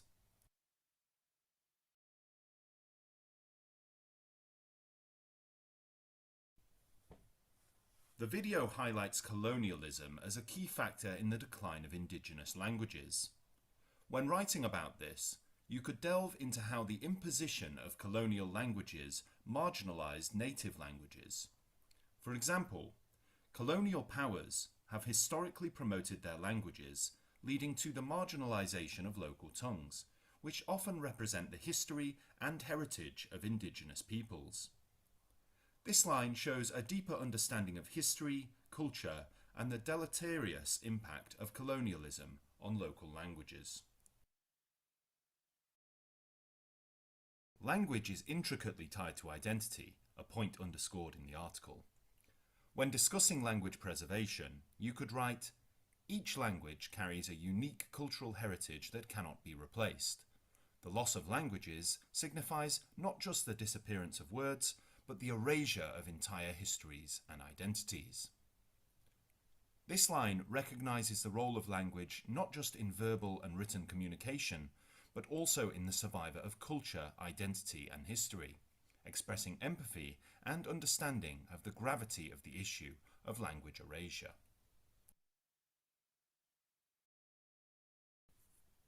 The role of education in language decline is significant, according to the video.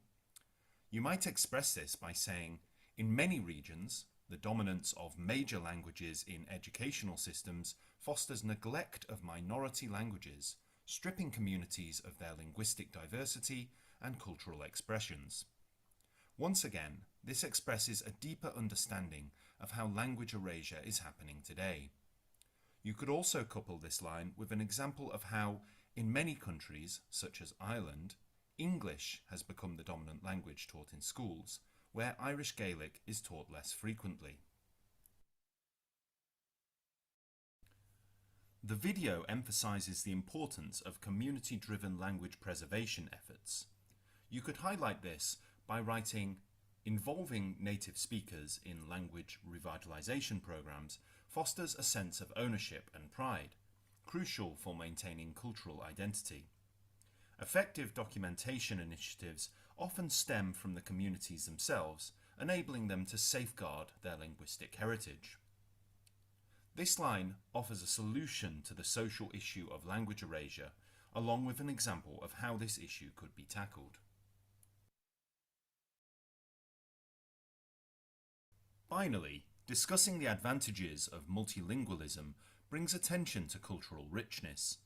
For instance, by losing endangered languages, we deny future generations not only the cognitive benefits associated with multilingualism, but also a deeper understanding of human communication rooted in diverse cultures. This text makes for a good conclusion, acknowledging the problems of language erasure, whilst espousing the myriad benefits of linguistical richness and diversity.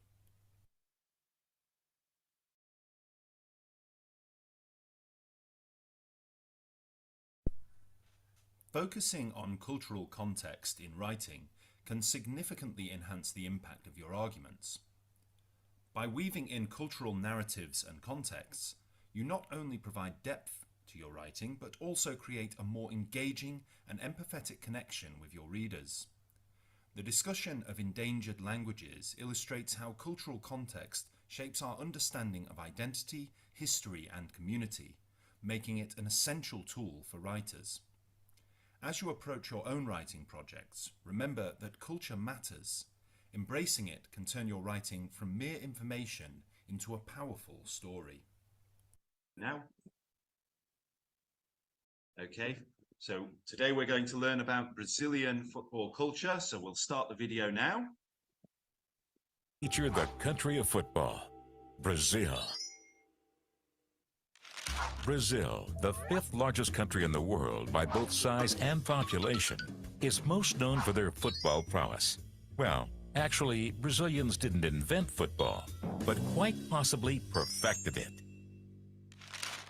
Football derives from sports created as early as the ancient Greek and Roman empires. The rules and general guidelines we know today weren't established until the mid-19th century and were introduced to Brazil by the Scottish in the late 19th century. In the inaugural FIFA World Cup of 1930, Brazil was even ousted in the opening round. Although an unimpressive performance by the Brazilians, the sport gained national attention and sparked the relentless dedication of young footballers around the country. Why? Football offered an avenue for the youth to escape poverty and the dangers of the third world country.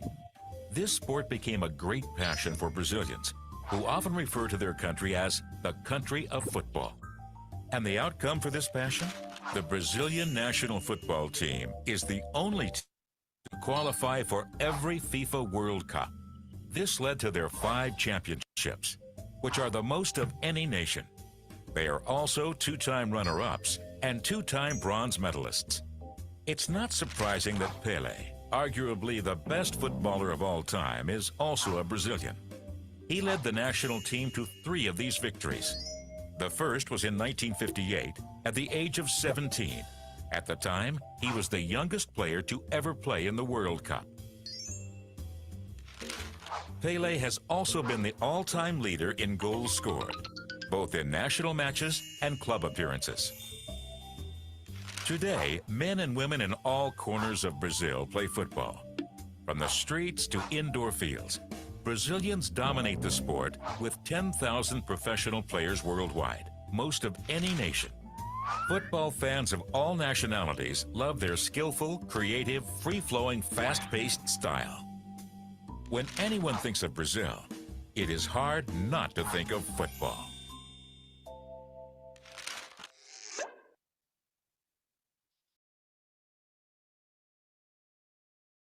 Okay, guys, so what we're going to do now is read through the transcript.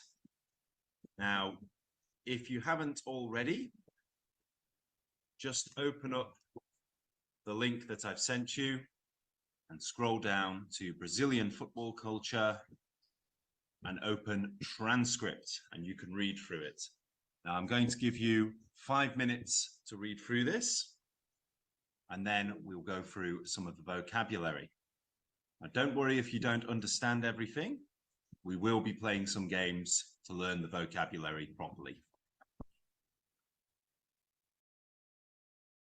Okay, so now that we've finished reading about Brazilian football culture, we're going to learn some general facts about the country of Brazil by putting these in the right order. So we have words like rainforest, which means jungle. We have the number 12, the colour green, the city of Glasgow in Scotland, the country Peru, the number 10, the city of Brasilia in Brazil, the word order, America, then we have Rio and Amazon. So let's see where those words go. So first of all, Brazil is the largest country in South what? America? South America, very good. It shares its border with other countries. Now that could be 12 or 10, because it's got to be a number, hasn't it? So let's leave that for now. Other countries including Bolivia, something, and Colombia. So this is probably going to be a country, isn't it? So what country goes here? Peru is right, well done. Bolivia, Peru, and Colombia, very good. The capital city of Brazil is, does anyone know? Brasilia, very good. Yeah. However, many people think that it is de Janeiro. Rio. Rio de Janeiro, good. The flag of Brazil is something yellow and blue. So now we need a color. Green. Green, yellow, and blue. And says, Ordem e progresso, which means something and progress. What word could it mean? Ordem in Latin. Order. Order, yes. We can see that they look similar, don't they? Yep, ordem e progresso, order and progress. A flight from somewhere to Rio de Janeiro. Now, this has to be a place, probably a city. Amazon? Not Amazon. Glasgow, yeah, because the Amazon is not a city, but Glasgow is. So a flight from Glasgow to Rio de Janeiro takes approximately how many hours, do you think? I think it's 10 hours. Could be 10 hours, could be 12 hours. Now, the answer actually is 12, because we just have to make a guess at this point, but that it's one of the numbers. And of course, you could look up how long that takes or how many countries border Brazil. So that means that there must be 10 countries bordering Brazil. The country is home to the world's largest what? Rainforest. Rainforest, the world's largest jungle, which is called the Amazon. Yeah, the Amazon rainforest is the largest rainforest in the world, the largest jungle. Excellent job, guys. Okay, so we did really well. Now we're going to learn some vocabulary by playing another game. Okay, so let's see how much of the vocabulary we can do. Now we have to spell the vocabulary in this game. So, to control or govern by the use of power or influence or rule. Any idea? Let's throw some vowels in there. Let's put an E, an O, and an I in there. Okay. Maybe an A as well? Any ideas? I think it's dominate. It is dominate. Well done. Dominate. Okay, we'll try that on the next one. Dominate. Extremely old. Existing for many years. Ancient. Ancient. Well done. An ancient city is very, very old. So we've got ancient, which we can spell out. Yep. A-N-C-I-E-N-T. Good. Next one. To think of, contrive, or create something new. Invent. Invent. Very good. So when we make something new, we invent something new. Yeah, very good. Invent. Great job, guys. Okay. Of or associated with an inauguration. So this is the first of something. Inaugural. Very good. So inaugural. Very good. Inaugural. So it means the first of something. Collective human inhabitants of an area. So the amount of people in a place is called its Population. Population. Very good. So we have population. Oh, I missed the U. There we go. Population. Great job, guys. So there's a great skill or talent, superior ability. So Prowess. prowess. Well done, guys. You guys have definitely been studying the vocabulary, which is great. Prowess. Very good. Prowess meaning skill or ability. Okay, the condition of being poor or lacking the necessary means of support. Poverty. Poverty is right. Well done. P-O-V-E-R-T. Now remember, poverty is a state, so we use it as a noun. So we would say in poverty. To force out, expel or eject from a place or position. Oust. Oust, yep. And it sounds a bit like out, doesn't it? Oust. To oust somebody is to kick them out. Okay. Fantastic, guys. Really good work there. So we got all of the answers there. Let's try another game now. So we're going to practice more of the vocabulary. So let's try this. Now in this game, if you haven't played it before, we basically just have to figure out which word is the correct one. So again, we've got the collective human inhabitants of an area. Let's look. Population. The population. Well done. Related words, we've got town or people.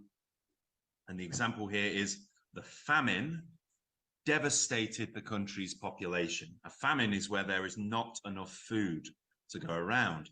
So it means the famine killed lots of people. It's very sad. Of or associated with an inauguration. So fairly big clue there. Let's have another one.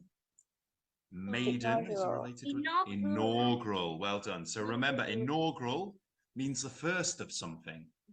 So the inaugural speech of a country's president would be the first speech they give, where they say, you know, thank you for electing me, and so on. Now, the antonym, so the opposite word, is brand new. So it's something that is very much not brand new. Something very ancient. Yep, something very old. And we can see the image there.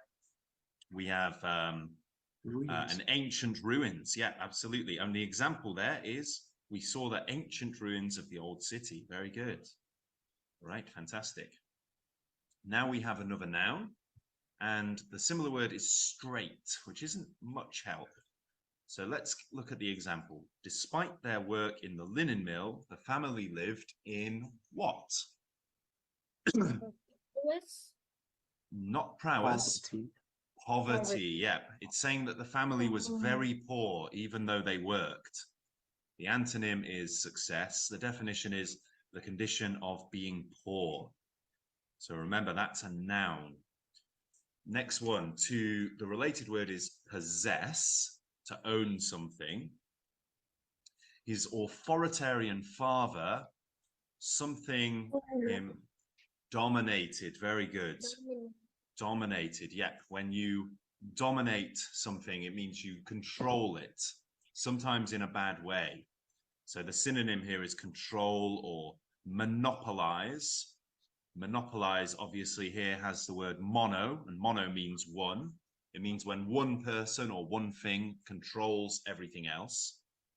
And the definition there is to control or govern by the use of power or influence. Very good. Okay, let's try the next one. We'll buy some more reveals, because I like those reveals. First one, okay, expertise. When you are an expert at something and you have expertise. So what does it mean when you're very good at something? When you're talented? Prowess, very good. His prowess at football. The example here, he was small, but his prowess as a fighter was well known, meaning he was a very good fighter. Next one. So now we have a transitive verb, meaning to force out, to push something away, to get rid of something, to expel, to eject. Oust. Oust. Very good. The army leaders ousted the dictator, meaning the army came in and kicked the dictator out. Contrive. So contrive means to make something. The example here is, yes. The example would be, do you know who invented the steam engine? Very good, guys. Great job. Okay. We're leveling up. Fantastic. Right. Brilliant work. Let's try one more game before we move on to the reading quiz. And we might need to read through the transcript again to do the reading quiz. So we saw the something ruins of the old city. Ancient ruins. Very good. The ancient ruins of the old city. The Soviet Union, the smaller communist nations of Eastern Europe. Dominate. Yes. Dominate. And the form should be in the past tense. The Soviet Union dominated, with a D on the end, the smaller communist nations. And this should also be in the past tense. Do you know who invented, very good, past tense, invented, because it's past, it happened in the past. And this should also be in the past tense, usually. The army leaders ousted the dictator. Great, we're doing really well. He was elected by a large majority of the Population. Yeah. No, the population. So that lots of people, most of the people said that person should rule the country. So he was elected by a large majority of the population. Despite their work in the linen mill, the family lived in poverty. Yeah, the family was still very poor. He was small, but his, as a fighter, was well known. Prowess. Yeah. Prowess. Yeah. So his skill as a fighter was well known. All right. Excellent job, guys. You've done really, really well there. Right. Now, what we're going to do now is we're going to do the reading test. Okay. So what we might need to do is we might need to look at the transcript so that we can check our answers. So let's begin with the reading test and see how well we do. Okay, so Pele scored a total of 1,283 first-class goals. Now, when we're doing reading, it's not given. Very good. And we know it's not given because that is a number. It's a very specific number. And when we look at the transcript, we'd easily be able to find that number, wouldn't we? But there's no number saying that. We can see the number 10,000 here, but that's nothing to do with it. We can see the number dates like 1958 or the age of 17, 5 championships, but there's nothing related to this number at all. So we know that it is not given. There's no information. It may be true, it may be false, but as far as we know, it is not given. Pele was the youngest player to play in the World Cup. Not given. Not given. Let's have a look at the transcript quickly. You're saying it is true. Okay, let's have a look. So we want to look for Pele. Now, obviously, Pele's name is not going to change. Okay, so here's a section about Pele. It's not surprising that Pele, arguably the best footballer of all time, He's also a Brazilian. He led the national team to 3 of these victories. The first was in 1958 at the age of 17. At the time, he was the youngest player to ever play in the World Cup. So, That's true. Yeah, that's oh, hold on. Let's go back to the question we were on. Okay. So it actually is true, isn't it? It is true he was the youngest player to ever play. Let's try another one. The Brazilian national football team is the only team to qualify for every FIFA World Cup. True, false, or It's not true. given? It is False. true. No, it is in there. It says that they have qualified for every single FIFA World Cup, but they were, they were ousted in the first inaugural World Cup. Similar games to football were played in ancient Greece and ancient Rome. Is that true, false, or not? Yes, True. indeed, that's true. And when we search for this in an IELTS reading test, we can look for Rome and Greece, because there's no way to change those to any other word. When we have a proper noun, like a country, or when we have a date, we can't change that in a reading test. So it will always be the same. So we just scan through the article and we look for Rome and Greece. Brazil invented football. True, false, or not given? That is false. Yeah, it says Brazil may not have invented football, but they may have been the ones to perfect it. So there we go. So it says they didn't invent it. There are 4 countries in the world that are larger than Brazil. I think it's not given. It is given. It's true. It is true. And how do we know it's true? Because Brazil is the 5th largest country. Exactly. So Yeah, there's 4 countries larger than them. Perfect answer. Yeah. If it's 5th in line, then there's 4 ahead of it. So there's 4 countries that are larger than Brazil. Very good. Brazil is the 5th most populous country in the world. Now, when we say populous, we mean that it has, a high population. So is it the 5th most populous country? Not true. Not given. Okay, we're getting not givens and we're getting trues. Anybody think differently? It's still true.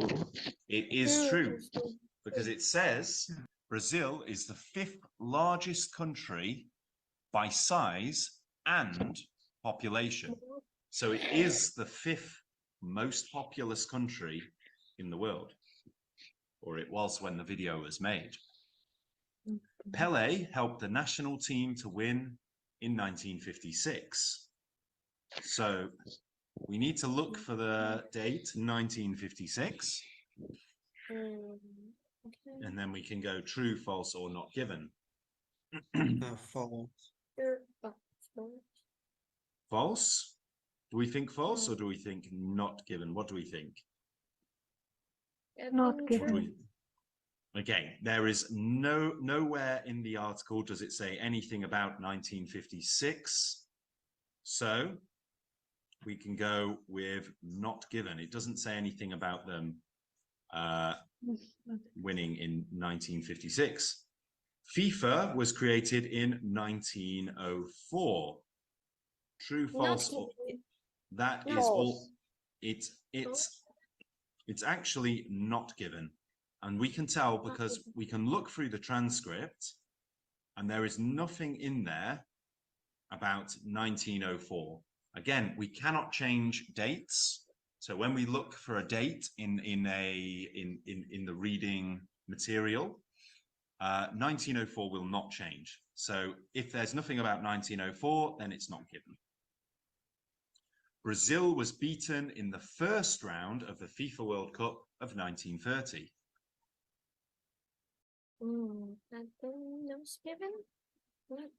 It is given. Yes. Yes. It's false. Is it false? If you go up to the top. Sorry, I mean it's true. It is true, yeah. So it says in the 3rd paragraph, in the inaugural FIFA World Cup, which means inaugural means the first. In the first FIFA World Cup of 1930, Brazil was ousted in the opening round. So they were beaten in the first round of the FIFA World Cup of 1930. Pelé was the youngest player. We already did that one, and that is true. True. Pelé was a better football player than Ronaldo. True. Not Not given. Not given. It's not given. Now remember, Not Ronaldo is a person's name.